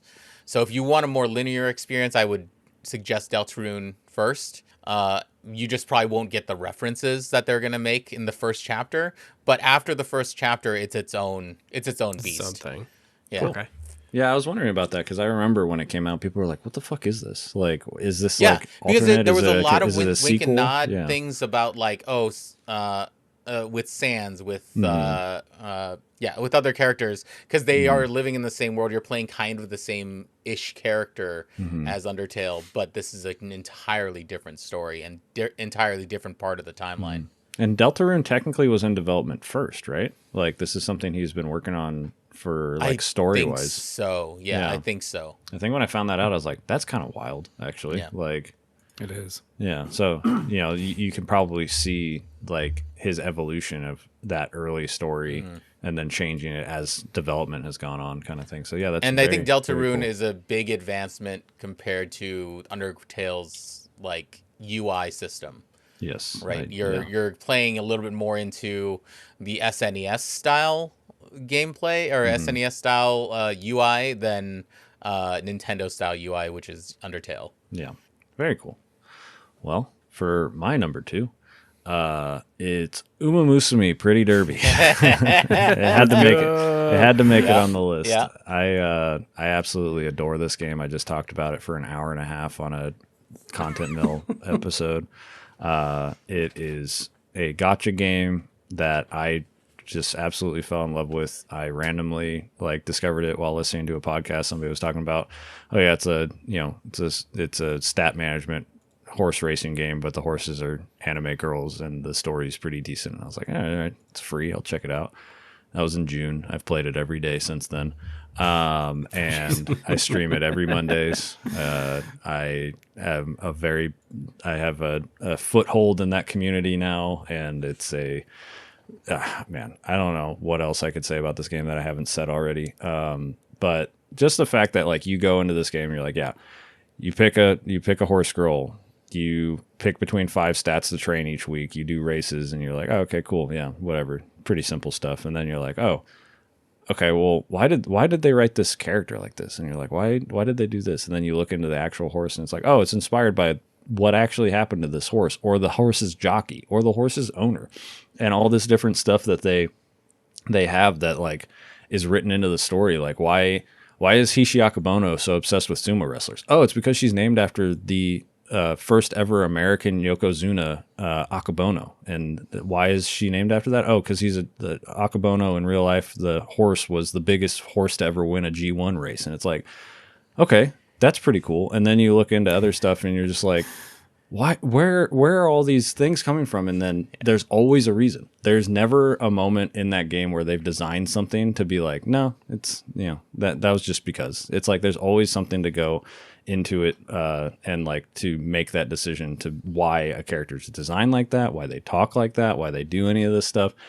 And then on top of that, you get into the minutia of the game where it's like you have a deck that helps build your Uma, and you make selections and you make choices based off of skills and all that stuff. And then the races are just fun and really hype. And the story is actually fairly good. Like every time I run into a character that has like a very emotional moment and they're like overcoming like being accepted by their mom or not being accepted by their mom because like their mom was a legendary horse, like a legendary horse girl. And like now you're not living up to that. And now you're helping them realize that it doesn't matter. You don't have to be like, you don't have to compare yourself to your mom. You can be your own person and like all that stuff. And you're like, I'm playing a gacha game right now. Like, why am I feeling feelings about King Halo right now? Like, what the hell? Why do I want to protect this horse girl? Or like, why do I want to try so fucking hard for Hara to win the Army of Kenan, which is a race she has no business even being in? Like, why am I so committed to this? And it's because the characters are well written and the story is like pretty decent. And it's not just like oh yeah, you just do the stuff. And then also the other thing is if you want to treat it just as a stat management sports sim, you can do that. You can completely ignore all of the story and just go through and stat manage and be done and like do a run in like 20 minutes and see how good you did. And then you get into the next step, which is hyper competitive PvP. And you're like, there are so many layers to this game that I just love. And like learning more about horse racing, like the fact that now I watch actual Japanese horse racing, like the Japan Cup was just a couple weeks ago at time of recording. Hopeful Stakes is a couple weeks away, and the Army of Keenan, which is like the biggest race of the year, is like on Christmas Day, and like I'm going to be watching that at like midnight my time to like make sure that I watch it because that shit is so cool. And yeah, I just can't believe like I downloaded this game while I was doing laundry, and now I'm like here, and I'm like, this is.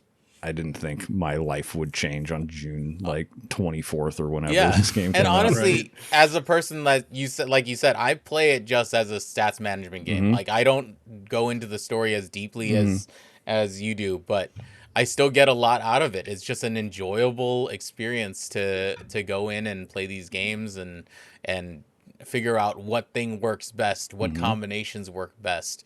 And as a stats management, from that standpoint, like it's a great game just that alone, let alone going in and finding out that it's all based on real horses. The design is really great.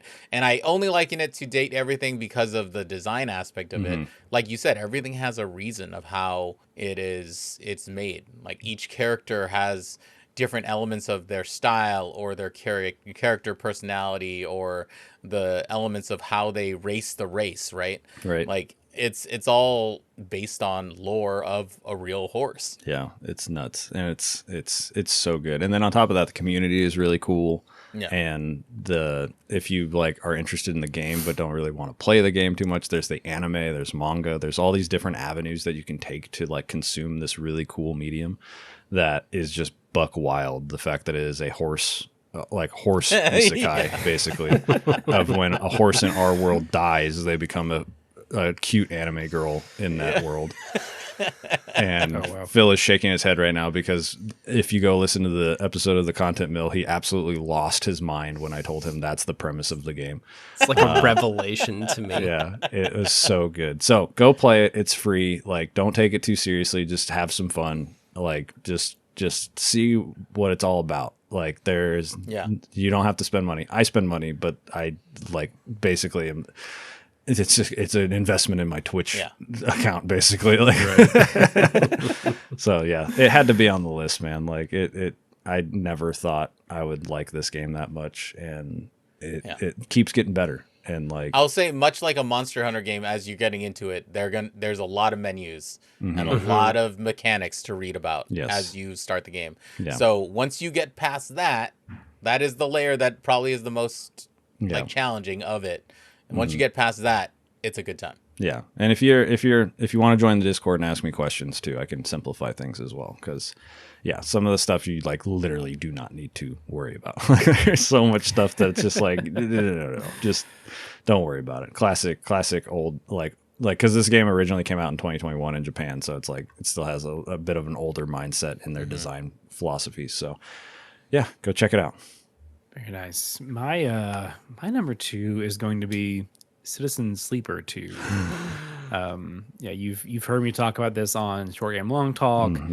It was something that just immediately gripped me from the opening text. Like, if you don't already know what these games are about, like a sleeper is, would you call it an android? Yeah. A sleeper is essentially an android that somebody has like agreed to have their consciousness uploaded into while they quote unquote sleep, and then their android with like a simulated consciousness works off their debt for these like mega corporations. And there is no voice acting. It's kind of like part point and click, part visual novel, but like just Damien Gareth Martin, right? Did I say that right? Yes. Okay, sorry. I was like, did I get their name in the correct order? I apologize. Gareth Damien Martin is one of the absolute best writers that I have ever seen for video games. I mean, I'm not exaggerating. Like, the text pops up again, completely void of being read to you. It just blank, like text on a screen with some like light ambient music in the background, and I'm just like glued to the screen.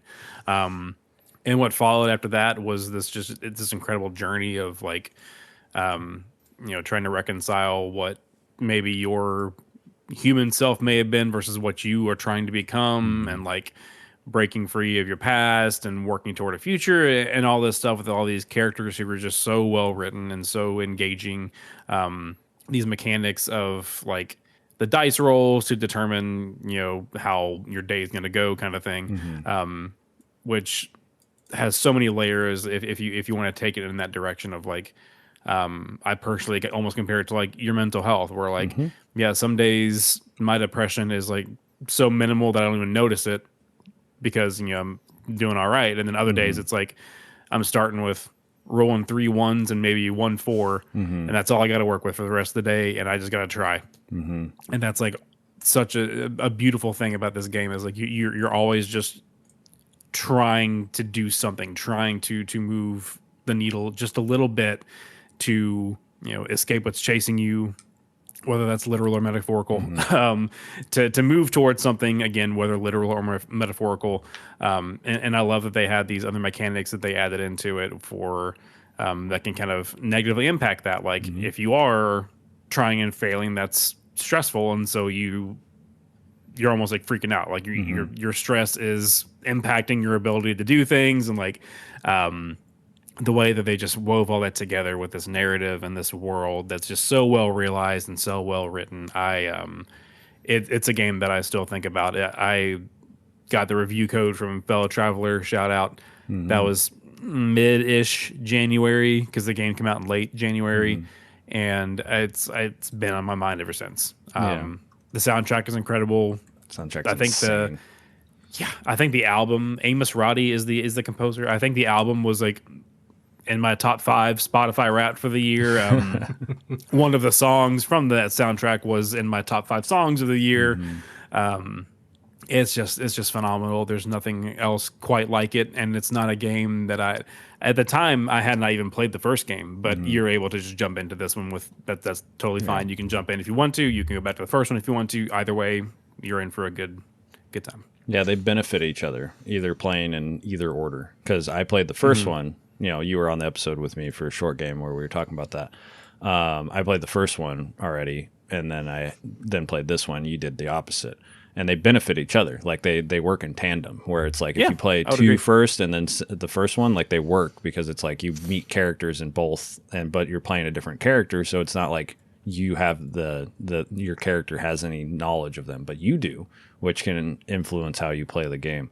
And it's just what a cool, like the music does like a magic trick in that game where you're reading and it swells at just the right word that you're reading. And you're like, how do you do that with people's different reading speed? It's crazy.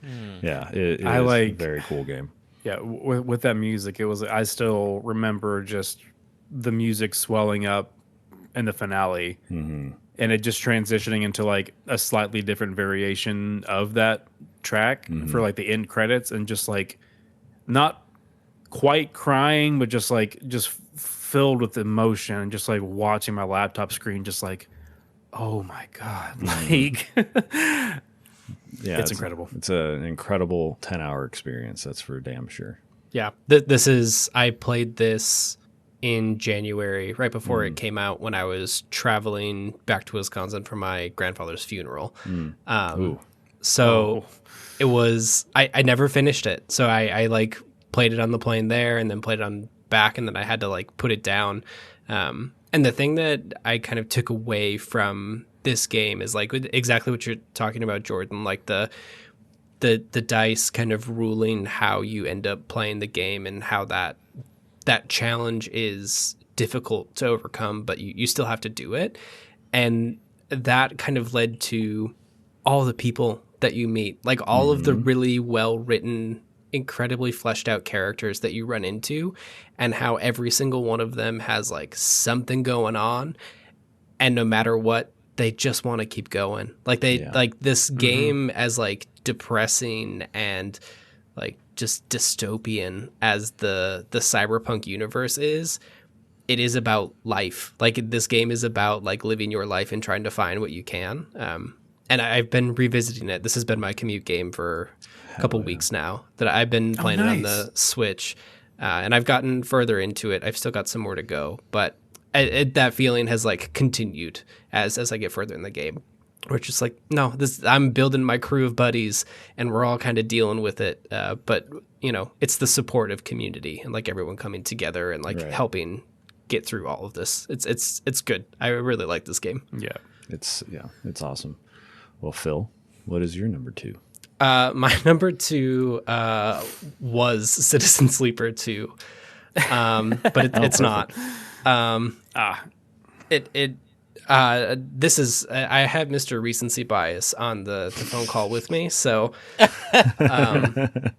Hello. we'll just have to deal with that later. But my number 2 game is Duskpunk by Clockwork Bird. Oh wow, number 2. Duskpunk is I guess it's the like steampunk version of Citizen Sleeper 2.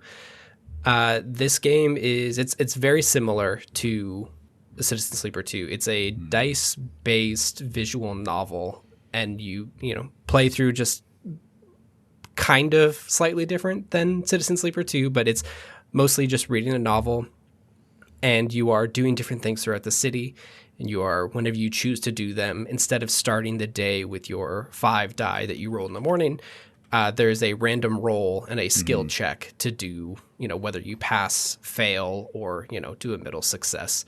It has a lot of the same powered by the apocalypse system stuff that Citizen Sleeper 2 does, which has the like clock system that either count up to, you successfully do a larger project, or they count down where something bad is coming and you need to get away. Duskpunk does something very similar. It also has a day-night cycle. So you are, instead of traveling among the stars, you're in a single steampunky, like industrialized city that is currently the capital of the nation going through steampunk World War I. And you are a returned veteran from that, accidentally returned. So you are kind of a deserter, and also kind of just living your life in the city. And the game begins with you basically living on the street without anything to your name. And by the end of the, 11 to 12 hours, you possibly have overthrown the government. And it is this thing where the game starts with these incredibly humble roots, and you're just trying to find out who you are and what's going on in this world. And you are meeting people, and you are rolling die, and you are doing whatever you can to kind of just stay alive, like keep your head above the water, make sure that you are, eating, like scrounging together the food and the money that you need to kind of go on. And then as you go, you build this network of people. And as you build the network of people, more opportunities come out. And as more opportunities come out, you start to realize that everyone has the same kind of goals. They just want to get by and be validated as people. And the characters do that thing where you go and you meet each one of them and you're like, holy shit, like these are well-formed characters. These are really well done factions that are working together. And especially in 2025, it's really nice to take a bunch of disparate groups of people who are just caring for themselves. Like you have quests where your job is to set up the field hospital for a union strike. Like you make money by working in the soup kitchen to support that strike. Like it gamifies a lot of the solidarity things that I think we look at right now, especially in the world that we're in, and see how difficult it is to do that, and how you kind of look at these beautiful things that are happening and you say, well, that can never happen here. And this game is that hopeful message where it's like, no, you can. Like, you can do these things. You can support your community. You can make something powerful from just, tiny people doing what they need to get by. The last thing about this game that I think sets it apart from Citizen Sleeper for me is the currency system, I guess. So the game allows you to get money for currency. You pick up a bunch of items that you can sell, or you can trade rumors for even bigger, like tip-offs and things like that. And that currency is passed between different vendors for different reasons. But early on in the game, as you meet these factions and you kind of level up their relationships, you get this currency called Solidarity. And it is a little bank that pops up in the bottom. And it's just a little fist icon, and that number ticks up over the course of the game. And as you kind of meet with the socialist revolutionary thinkers, or as you meet with the union strikers, or you meet with the machinist guild that is, being forced to work for the military, you build that solidarity. And doesn't come into play until much later in the game when you get to that revolution step. And it is this really cool way to pay off your hard work of making a community.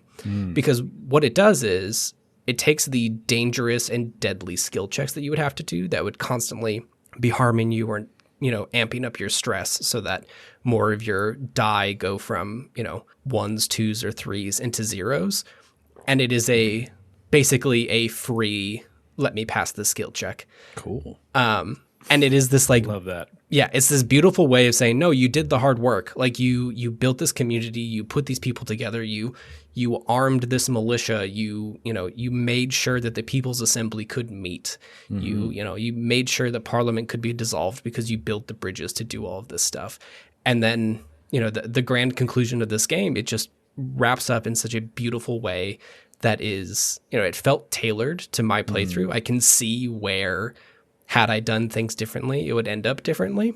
But just front to back, it has been such a hopeful and just warming experience to play this game. And it is one of like 3 games that has come out this year that all I want to do is get back to it. Like I just want to go back and like turn those next pages and like see what the next thing is. And I highly recommend everyone play it.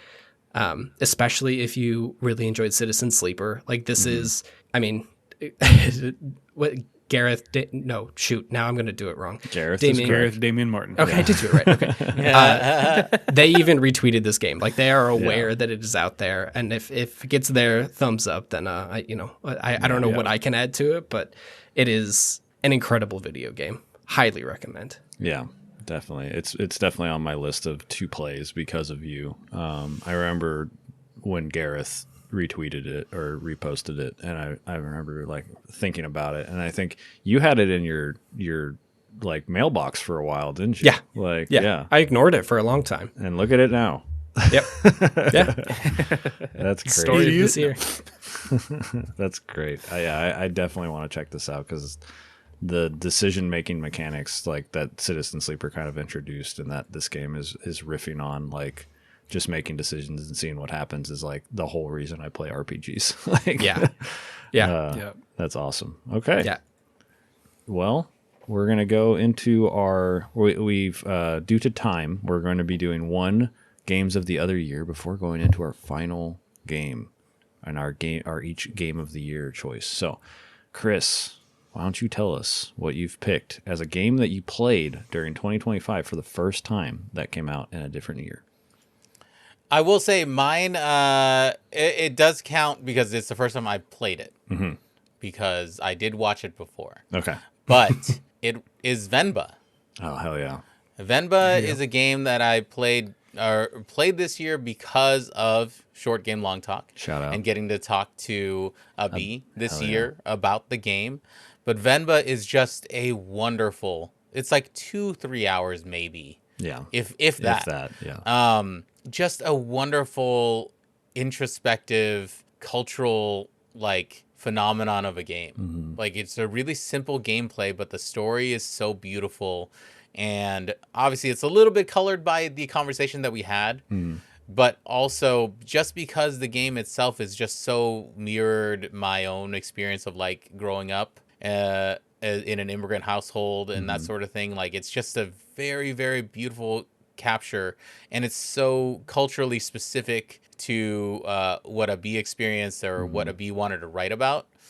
And Venba is just so wonderful. Like, the art style is great, the gameplay is great. I can't speak enough about it. Like, and obviously go back and listen to that episode of Short Game Long Talk, because it's one of my favorite things I've done this year, because I just loved talking to him about all the specific cultural aspects of that game.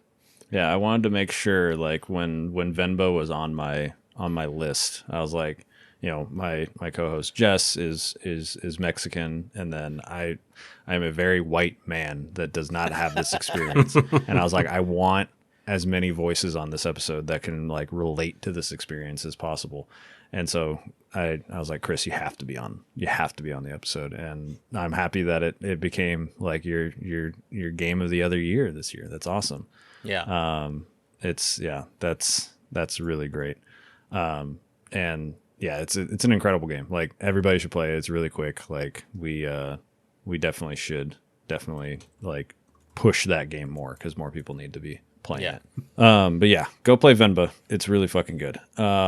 So I have a lot of games because of short game long talk. I have a lot of games that fall onto this list, but a lot of them are short game long talk games. So I'm going to kick those to the side because they're going to get they have their moment on the show this year. So the game that I'm going to talk about is a game that I recently played for the first time, and that is Fear the Spotlight, which is a incredible horror game that came out last year. And the game was so scary that I played the demo last year, and I think I played it for about 20 minutes, and I was like, I'm good. Thank you. I'm not going to play this.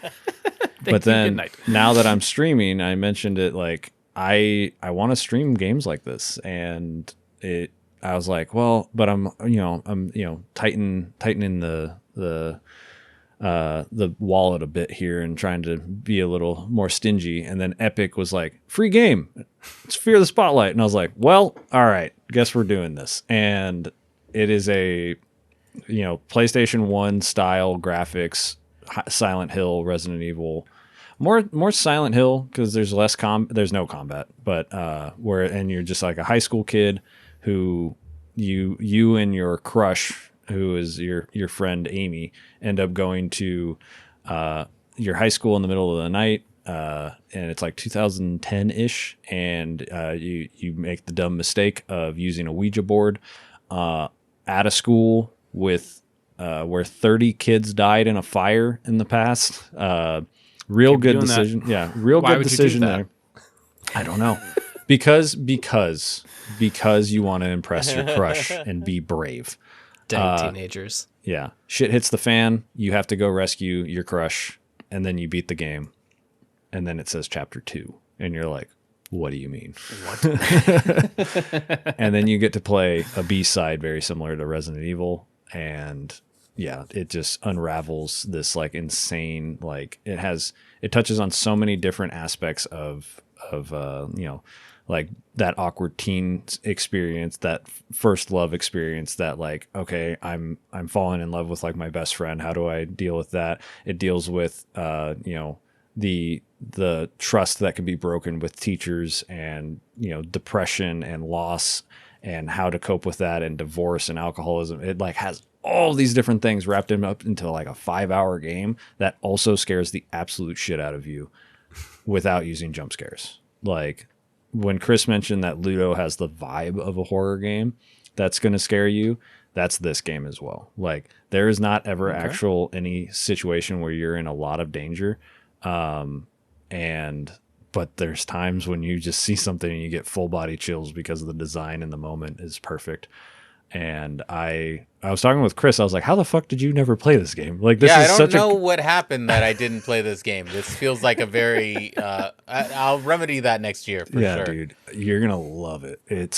This will be your go toy next year. Like this game rips, and everyone should play it. And it's by a husband and wife team, and it was a Blumhouse game. They published it, which is really cool. And I'm like, damn, if they're doing stuff like this, like they're gonna have the horror movie market and the game market pretty quick. Because this was quality stuff. Yeah, my go toy is Citizen Sleeper 1. As I mentioned before, I had played the second one first, and because of my love for that, I pretty quickly picked up the first game as well. I will say, just for the order that I did things in, and the way that the second game kind of changes up some of the mechanics, I actually do pretty vastly prefer the second game, if I'm being honest. But the first game is still beautiful in its own right. The core systems are still there. The incredible writing and incredible characters are all still present.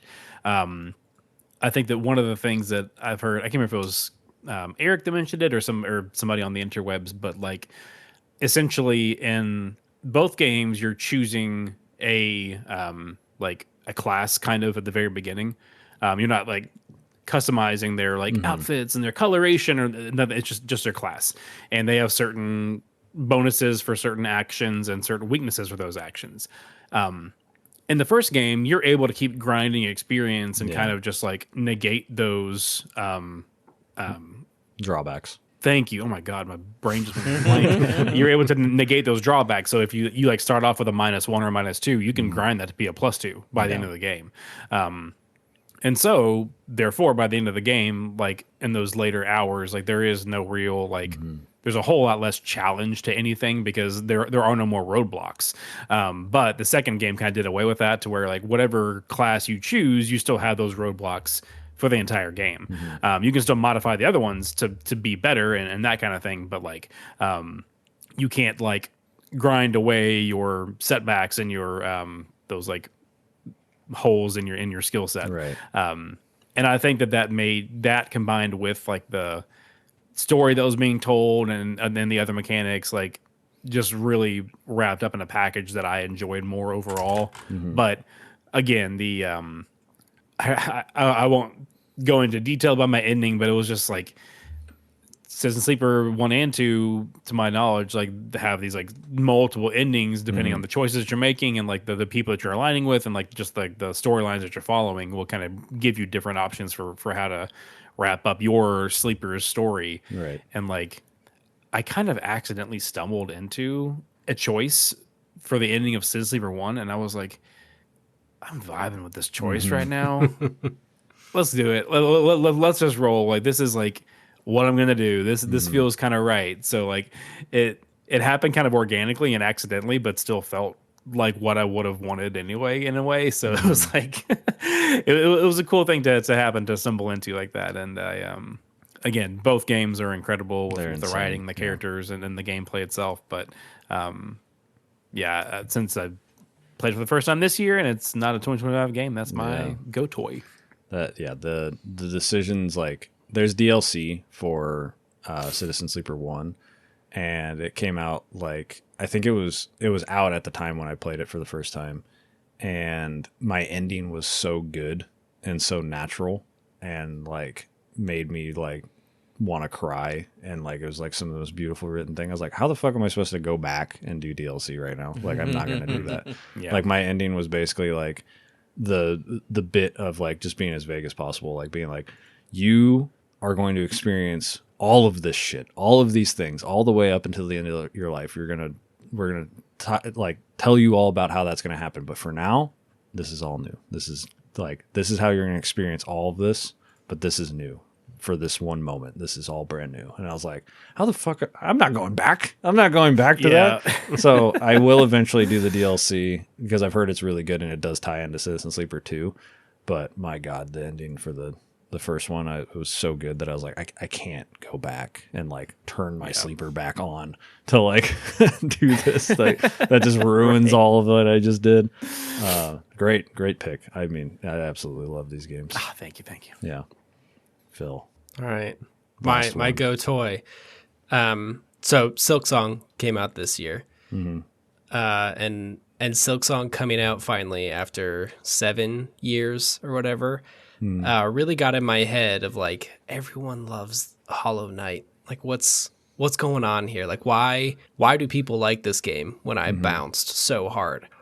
And I never found out. I never found out what people like about it. I knew you were gonna bait. Like, I never actually went back because what I wanted like a baby game to like basically get me in the like side scrolling like Souls like game to eventually go up to Hollow Knight. Like I wanted to see what it was all about, and instead I found the game that no one who has played Hollow Knight has played, and I think that they're making a mistake. Let me introduce you to my 2025 Go Toy, Blasphemous by The Game Kitchen.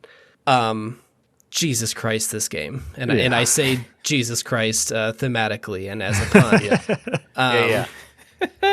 My God. It is the game that I always want these games to be. Like it is incredible pixel art. It is a world that is straight out of the worst Spanish Inquisition Spanish paintings I have ever seen. It is brutal and it is ugly, and the entire world is grim and despairing and awful. The combat is tricky, and there is a parry mechanic, and it is sluggish, and you will walk through poison clouds and die, and you will lose all of your stuff, and it'll suck, and you will hate it. But it's really good. It's like it's really well laid out, and a lot of the problems I have with Hollow Knight and other games like this, like you die and you lose all of your currency, or all of your upgrade currency is gone. You have to go back and do the corpse run. Game doesn't do it. You hold on to your upgrade currency, and instead your like mana bar takes a hit, and that hit is called guilt, and you have to go reclaim your guilt from dying. All of the enemy design is like the most like ridiculous like Roman Catholic symbolism. It has all of the fun stuff where, you know, you have to equip this one item, and then you have to like get it to be this really nasty state, and then you can do this extra hidden thing. I played this game with a walkthrough. Highly recommend it. It is so good. Everything about this game, from like the beginning to the end, minus the DLC, is impeccable. And it was like a 25-hour game that was my first one of these that I actually stuck with, because nothing else would get me to kind of like sit down and learn how to parry the attacks or learn how to like dodge this stuff. It is incredible. I cannot speak more highly of Blasphemous. And I feel like if Silksong was your jam, or even if Silksong was not your jam and there was something about the difficulty, or there's something about maybe the map not telling you where you were, Blasphemous is here for you. It will tell you where you are on the map. You can upgrade your sword and get better at this game. It's so good. I want to go back and play it again. Yeah. This was your whole personality. He's got to go, folks. Sorry. I got to go. Yeah, this was your whole personality for a bit there. I remember when you discovered this. It's very Got myself cool. a little penitent right here. Hell yeah. Yeah. There you go. Yeah. No, everything about this is so good. Yeah. It's so well put together. The imagery, like it's after you beat the first boss, right? You like put the helmet on and all the blood comes out or whatever. Yeah. Yeah. Yeah, you kill the first boss, and then you slice it, and you fill your hat up with its blood, and then you put it on your head, and for the remainder of the game, your face is blood soaked. Yeah. So 10 out of 10. Your sword is called Mea Culpa. Like, come on. Incredible. Incredible. That's insane. That's so good. Yeah. Great choices, everyone. Very good choices. But we're here to the main event, the game of the year for you personally, obviously. Chris, what is your game of the year? My goodness. What a year it has been. This game one. This one popped into the list very, very late, incredibly late. Our cutoff was November 30th. This game released November 12th. Oh, shit. I played it a couple days after release. This game was $5. I got a key for it from the developer. I just saw it on and requested it because I thought it looked like an interesting game. I played a lot of games where you have you're on an old desktop and you have to discover things in the desktop and that sort of thing, right? Yes. So this one was a pixel style text-based adventure game. You're doing inputs to kind of figure out more of the story. This game is called Heimer 2000. Wow. And I played this. This is about a 5-6 hour game. It's a short game. Like I said, $5, super cheap. But I was not expecting the level of storytelling that this game was going to deliver to me. In essence, this game is you are a tech named Frank who has been assigned to go into this computer and discover what happened with this AI and help decommission it. Take it off the system, take it offline. You are going into the system, you are asking queries of the AI, and you are essentially kind of going through a walking simulator where you discover items that give you story beats of what the AI was a caretaker of sorts of a residence of people. So you're discovering the story of those people. You are using the search terms to find entries that the people have talk to either other people or talk to the AI Heimer.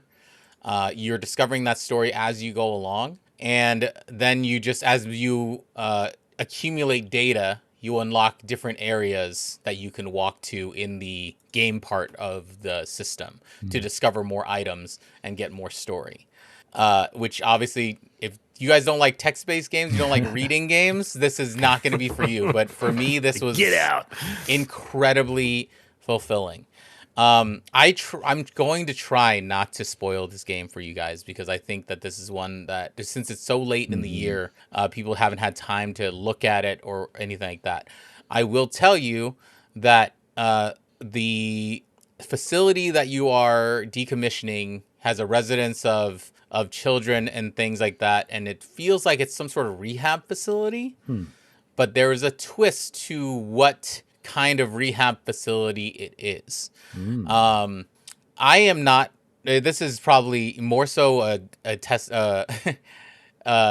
More so about me as a person than anybody else. I am not much of a crier when I consume media. I kind of compartmentalize it a little bit. But this one is as close to me crying on stream as I've ever done. Oh, wow. Because the twist of the story just twisted a knife in my heart. Because you fall in love with these characters. They come off the page as fully formed and informed characters.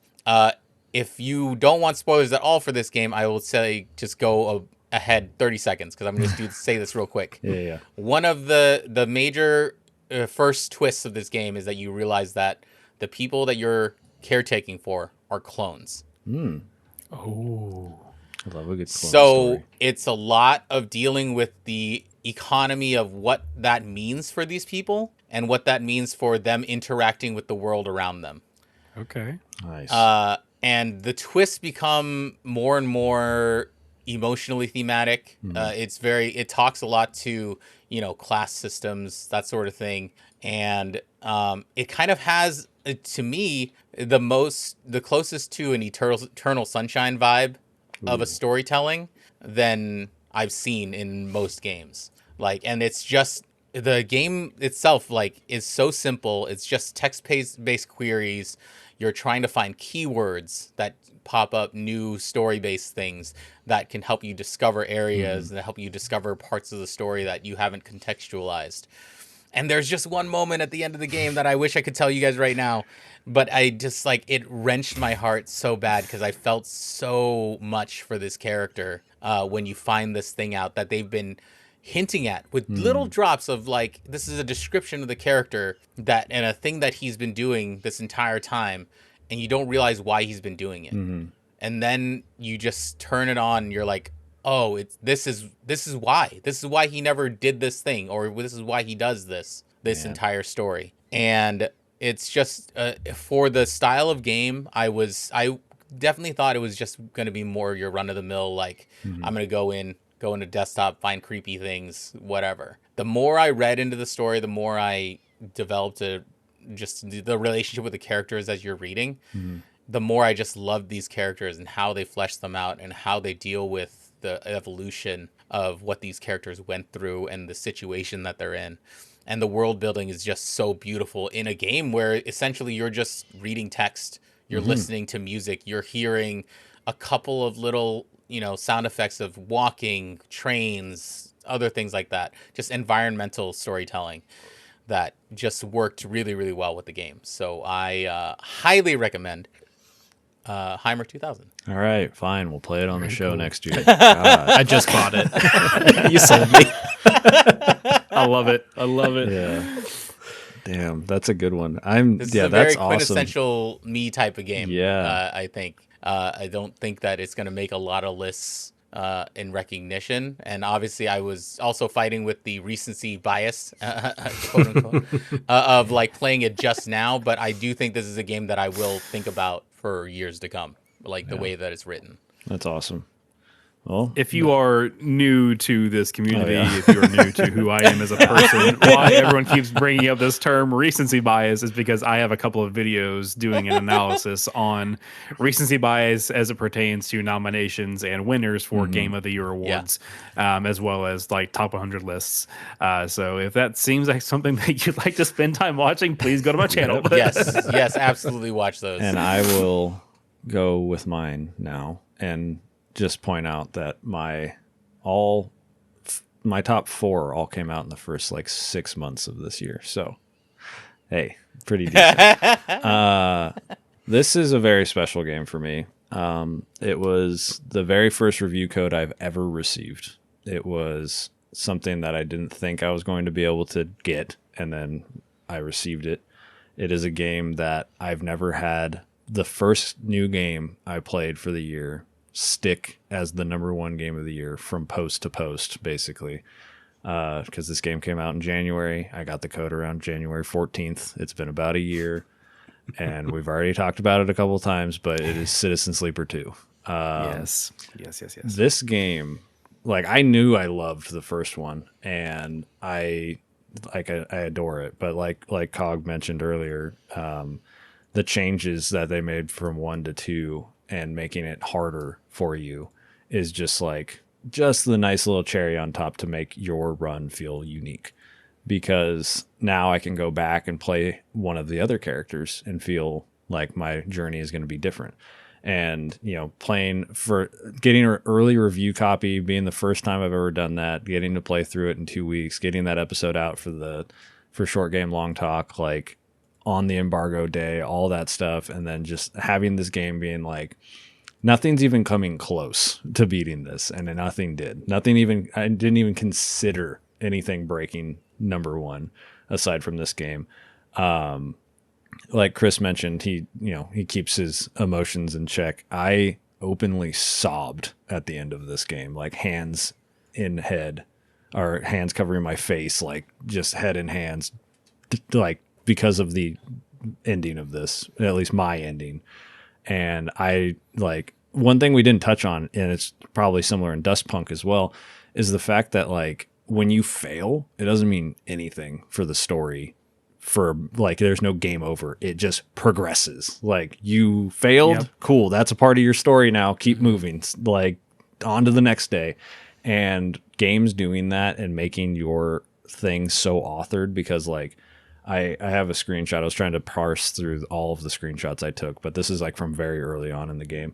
And it just says, you find yourself drifting away from Alma's rig in a haze of thoughts. It's clear to you at this point that Alma's history is written all over this place, but more than that, well, you can't be sure. The story seems isn't for you, and that's it. And you just missed out on that because it's not for you at that point. And that's like the whole quintessential like part of failing in this game is like, that just wasn't part of your story. Like, okay, move on. And, like Cog mentioned, I had brought up the fact that it's like, yeah, you wake up every day and sometimes you're not feeling good. You got 2 3s, those are your best dice for the day. And you're going to try to make it as good as you can. And hey, maybe if you go take those 2 3s to something you're good at, you can bump it up to a 5. And it's like, okay, cool. I'm good at this. But now all of a sudden you only have a couple 1s and nothing you're good at left over. And you're like, okay, how do I make this choice? And having this game be so emotional and so well written and just so like, I'm taking screenshots of dialogue. Like that's what I'm doing because it's so well written. I'm just like, I have to remember this. Like, there's so many things. Go listen to I'm not going to talk about it too long because there's a whole episode on this channel that you can go check out of me and Cog just gushing about the writing of this game and being like, okay, like this is unreal writing. Like I think I mentioned it on the episode. I'm like, I wish I could print out my like all the dialogue that happened on my playthrough so that I could have it as like a book, as like, this is what I did. And because it Or felt like a tattoo. yeah, oh god, just all over you. Just memento style, just your whole body is just like my whole back. And yeah, just the characters are so good. The reoccurring characters from 1 to 2, like knowing like Cog had a completely different experience because he met a character. He had no idea who they were. I met that character and I was like, holy shit, I can trust you with my life from the first game. Like the difference in that and like how things went about, and knowing that like I missed multiple characters because I just never got that opportunity to come across them because I chose a different path. And now even going back and looking up certain characters and being like, oh my God, I didn't even realize this character was from the first game because they look so different or whatever. And the emotions you feel throughout that whole game is just like so good. And then also just like how fun it is, like just to be like, okay, yeah, let's go do here. We're going to do a little scrap work. We're going to do this. We're going to learn, because we're good at this, we're going to learn some ins and outs of how this place works, and then move over here, take that information, sell it to these people so that I can get some more dough to get through another day, like all this different stuff. And then at the end, like based on your choices, there's just this beautiful thing of like, this is all the stuff you did. These are the people that you interacted with. These are the people that you touched, and like how your life's interwoven, and like, then it's just over. And you're like, what do you mean it's over? Like, how am I supposed to say bye to this world that I spent the last 10 hours in?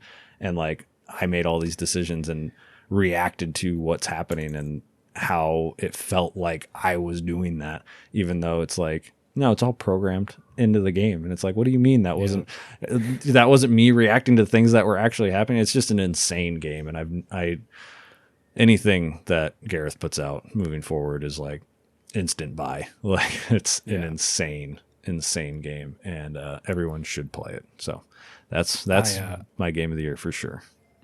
I won't spoil anything. This will be completely free of context, so you won't even know what it would spoil if I did tell you.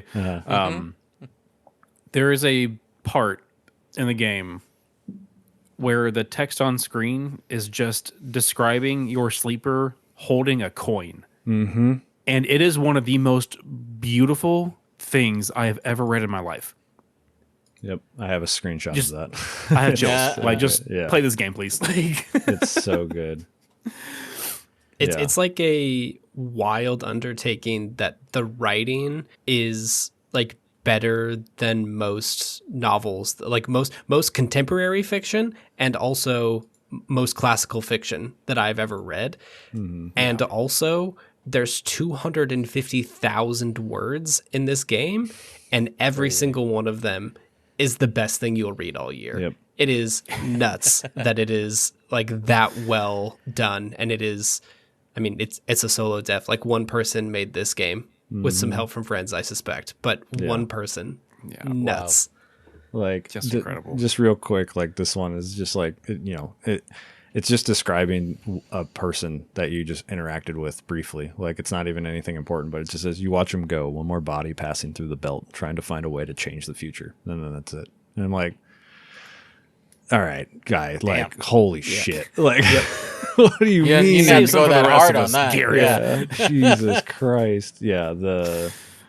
It's just so good. The characters are insane in this one too. They're so good because you're like, you get to pick a crew and like bond with them, and like you get to upgrade. Like, you can be like, fuck, I have to use this person, but I can't, like they are not equipped for that. Like you're stuck with them on this mission because it's their quest line, and like, yeah, it's so good. Like the introducing of the mission mechanic to the game makes it so much better because it makes it feel like, okay, yeah, I'm building this relationship with my crew, and like we're going to go around this area together and solve as many problems as we can on the way to accomplishing the ultimate goal of whatever it is that you picked. Because there's also, I don't know how you could do this, but there's also the fact that you could just play this whole game like as a dickhead and like and go like full solo. And I'm like, what enjoyment would you have from this game?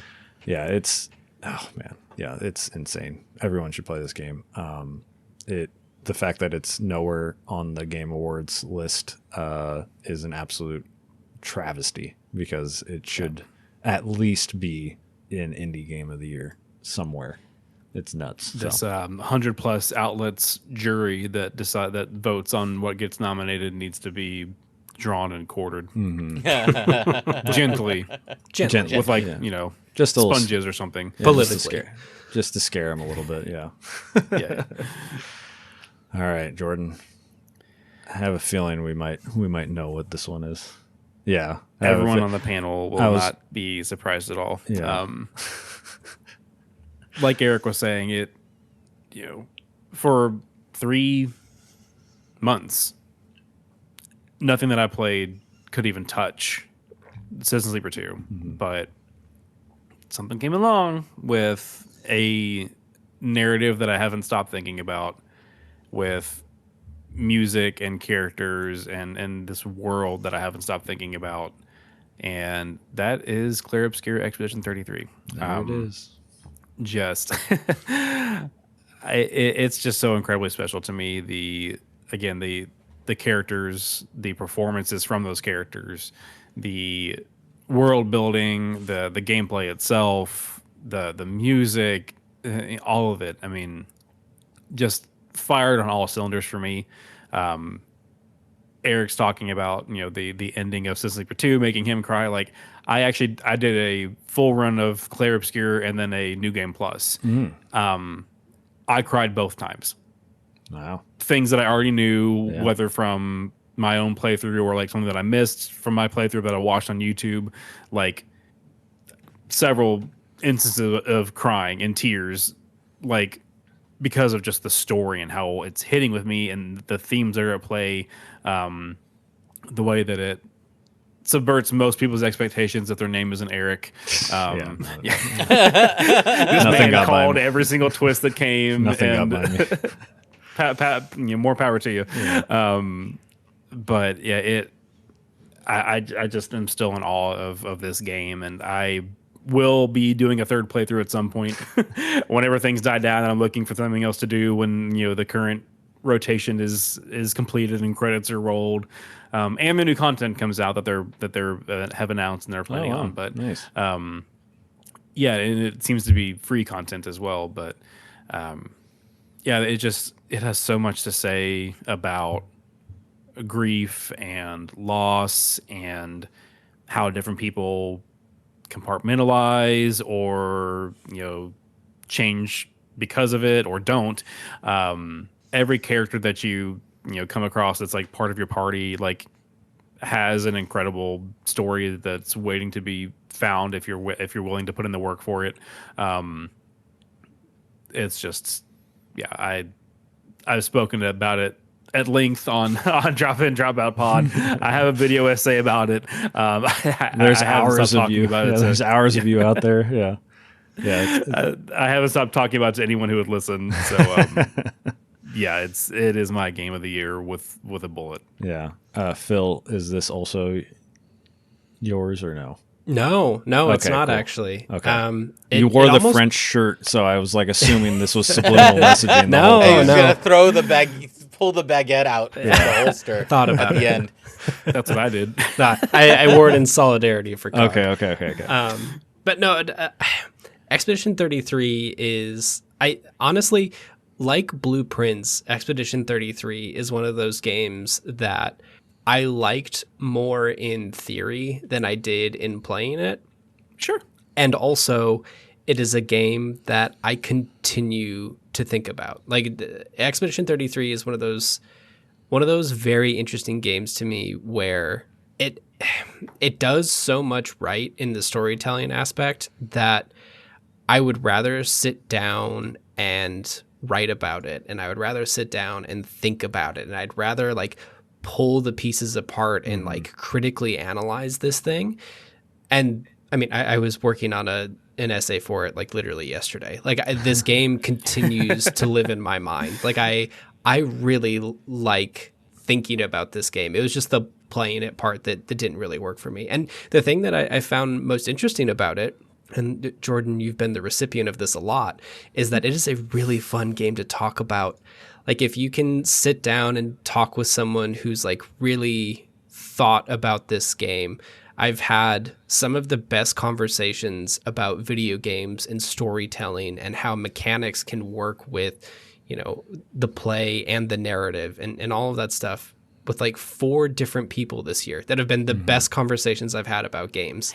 It is incredible that this game is such a lightning rod for conversation. And like Sure, there's other parts of that are less good lightning rods, but my experience with this game has been fantastic. It's mostly just been the part where I wasn't playing it. Right. Yeah. I put like 22 hours into this game, and I was streaming it, and I was told get to Act 2 and you'll figure out if you want to keep playing this game. And I got to Act 2 and I was like, I'm good. You figured it out. Yeah, I figured it out. But I did like enjoy my time. I didn't hate playing the game, but I think similarly to Phil, I love this world, and this, like, the characters are really cool. But I think I would rather watch a show or a movie about it in this world, because the gameplay, for whatever reason, I think it was mostly the parry, like having to rely on parry and dodging. During a fucking turn-based RPG, with, like, it's like Persona style, like quick.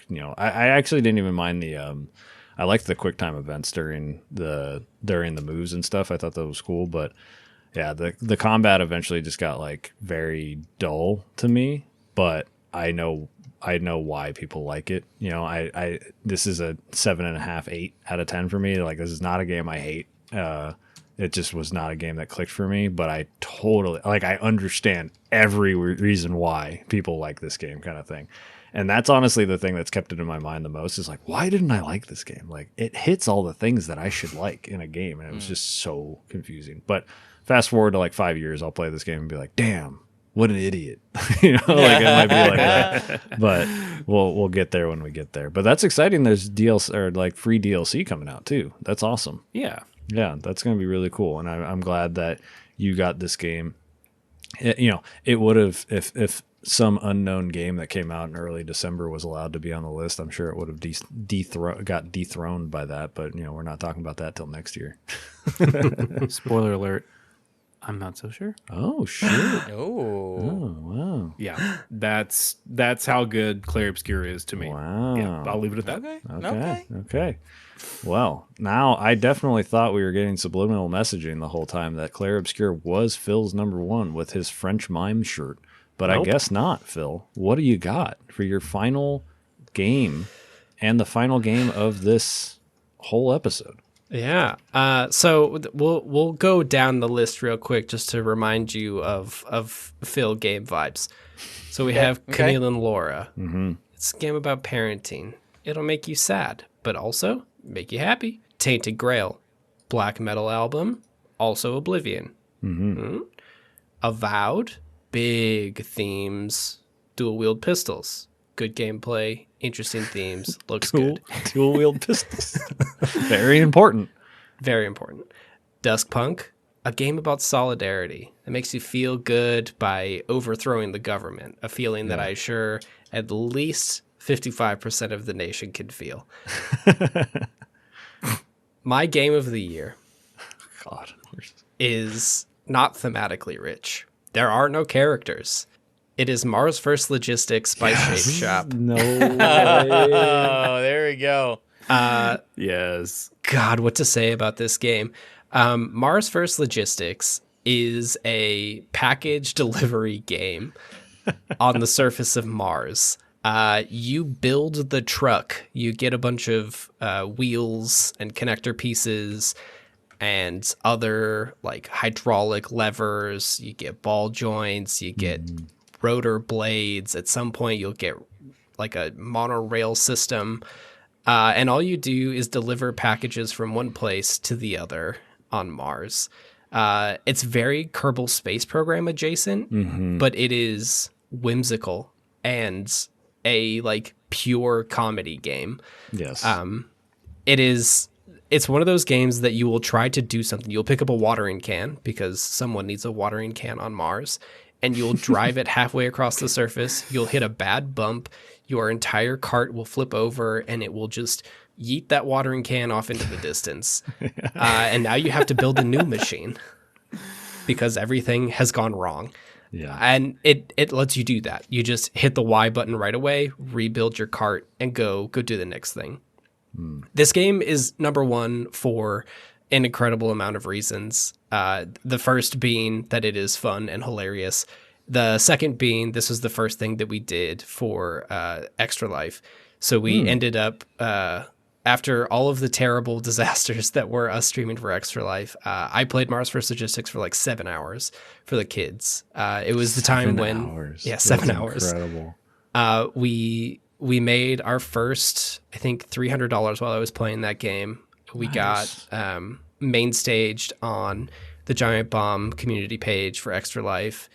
Jeff Grubb popped into chat to hang out with us while we played for a little bit. It is like this game was a code that I received. Like it is like basically the epitome of all of the things I've been working for with 70% complete. And it all kind of happened in the middle of November.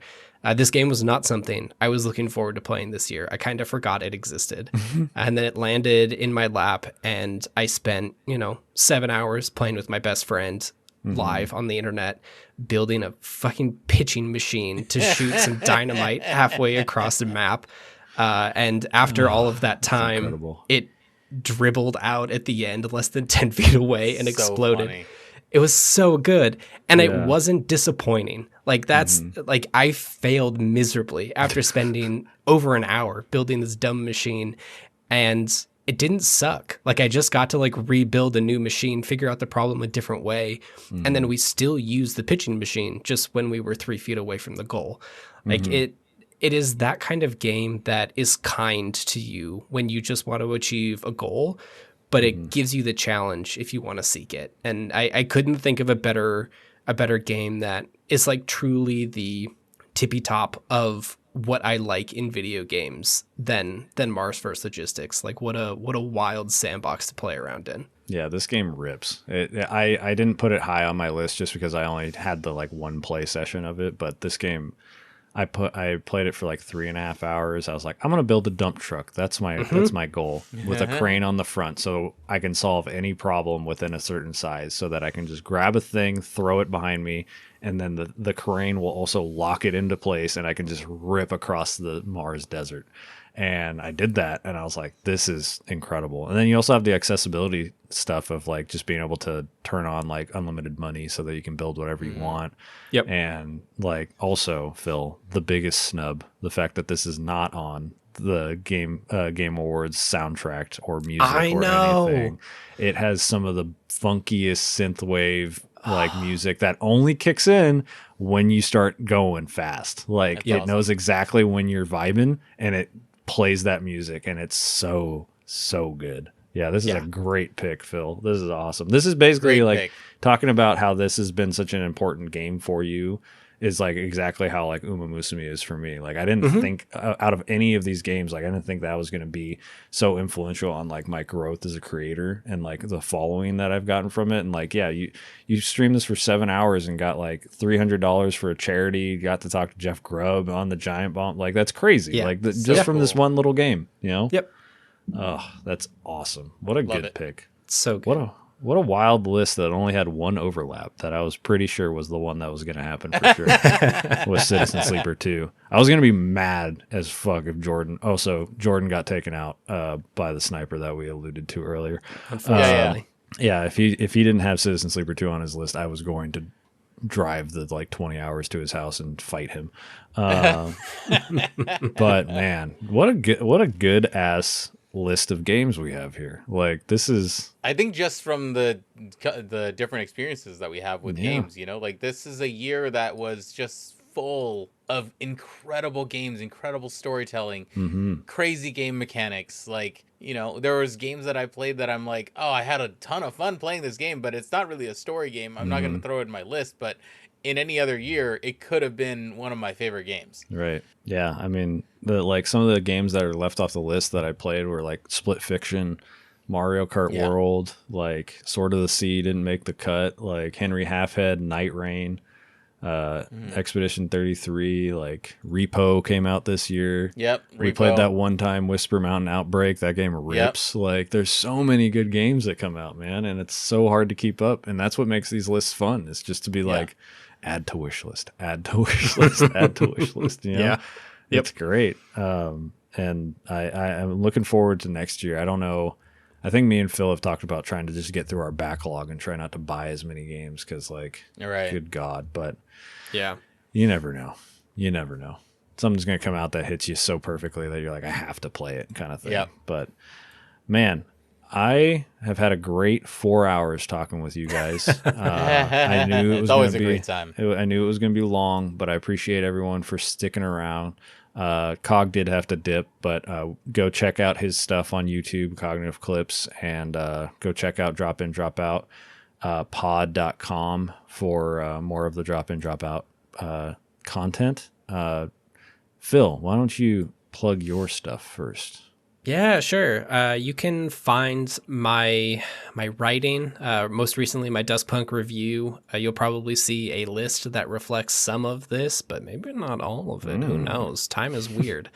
On 70percentcomplete.com. We're going to do a bunch of new stuff coming up into 2026. We've got some fun projects planned, and that will both be on the website and then also at youtube.com/@70percentcomplete. I think that's how they work. Yeah, there'll be a link in the show notes. You'll figure it out. Yeah. We've got some video essays coming up. Logan is doing some quest grinding, which will show up as a fun chat show we've got working. Lots of fun stuff coming up in the new year. So go check that out. You can follow me on Blue Sky too, but go to the site, go to the YouTube. Go to the site. Yeah, go to the Discord. Be there first. Have direct conversations with Phil about stuff. Yes. Yeah, that's where to be. Chris, how about you? Yeah, so I am Chris from the Nerdlys, TheNerdLys. That is on pretty much all platforms. I stream on Twitch, indie horror, indie games, that sort of thing. Tuesdays, Thursdays, Sunday nights. And yeah, you can find me on YouTube, youtube.com/thenerdlys and the Nerdlys VODs. And I just joined a stream team, the Crypt community. Woo. So make sure you check out a lot of the great creators there. We're actually currently, I don't know when this comes out, but we're currently doing a fundraiser for Starlight Children's Foundation. But we will also be doing more charity stuff throughout the year with that team. So yeah, it's been a fun year of games and creating. Hell yeah. Yeah, it's been a wild year to say the least. Yes. Yeah, and if you're new here, I don't know how the hell you made it this far, but if you're new to Short Game Long Talk, we normally talk about short games on here, but we do talk about them for sometimes this long. And we have an episode coming out every month. Production's slowing down a bit, but we're still going to have one episode a month moving forward. Our actual game of the year for the show should be next week, where we describe what or we pick from the list of 13 games that we played for the show and figure out which one's going to be the best. And good God, it's going to be hard. And if you want to watch me stream Musume, which was discussed on here, or other games, I do other games as well. People might not know that, but I do play other games. It's twitch.tv/Mr. The Human Plays. In about 2.5 weeks from this episode coming out, I should be doing my 1 year stream anniversary, where I'm going to be playing Musume for 6 hours, and if we hit a goal, I'm going to go to 8 hours. And if I ever fail a run, which will be challenge runs based off of a wheel spin, I have to eat something gross, which is not looking forward to that. But come hang out. Should be a good time. Sounds like fun times. Yeah, it should be a fun time. It's going to be in the middle of the day on a Friday, so should have plenty of people able to join while they're pretending to work. Hell be yeah. a good time. Yeah. Perfect. And if you want to go check out the Content Mill, that's another podcast that me and Phil are a part of. And we do that with Johnny and Nate, aka Heroic Headgear, where we just talk about game topics. I think we have like Christmas stuff coming up. I just had that Uma Musume episode. We talked about what the perfect Predator game is. There's tons of stuff up there. I just appreciate you for making it this far if you're still here. So if you want to hang out in the Discord, please join there. We got cody.pika.page, coti.pika.page. That's where you can find all the stuff for all the different content creation that goes on in the corner of the internet. Join the Discord. Come talk to us directly because we're there. If you want to get in touch with us, that's honestly the best way because, good God, social media is a mess. But yeah, I can't thank you guys enough. Thank you, Jordan, for, maybe you fast forwarded all the way to the end of this episode so you could hear what we said about you. Thank you for hanging out, Jordan, and making the sacrifice of doing this during the middle of the day. And taking time away from your many kids that you have. And I thank you guys for being here too. It's been a really good time. Yeah, it's great chat. Yeah, and we'll somehow figure it out for next year. All right. Yeah. Yeah. Sounds good. We'll see you guys. I mean, if you're just here for the game of the year, we'll see you guys next year.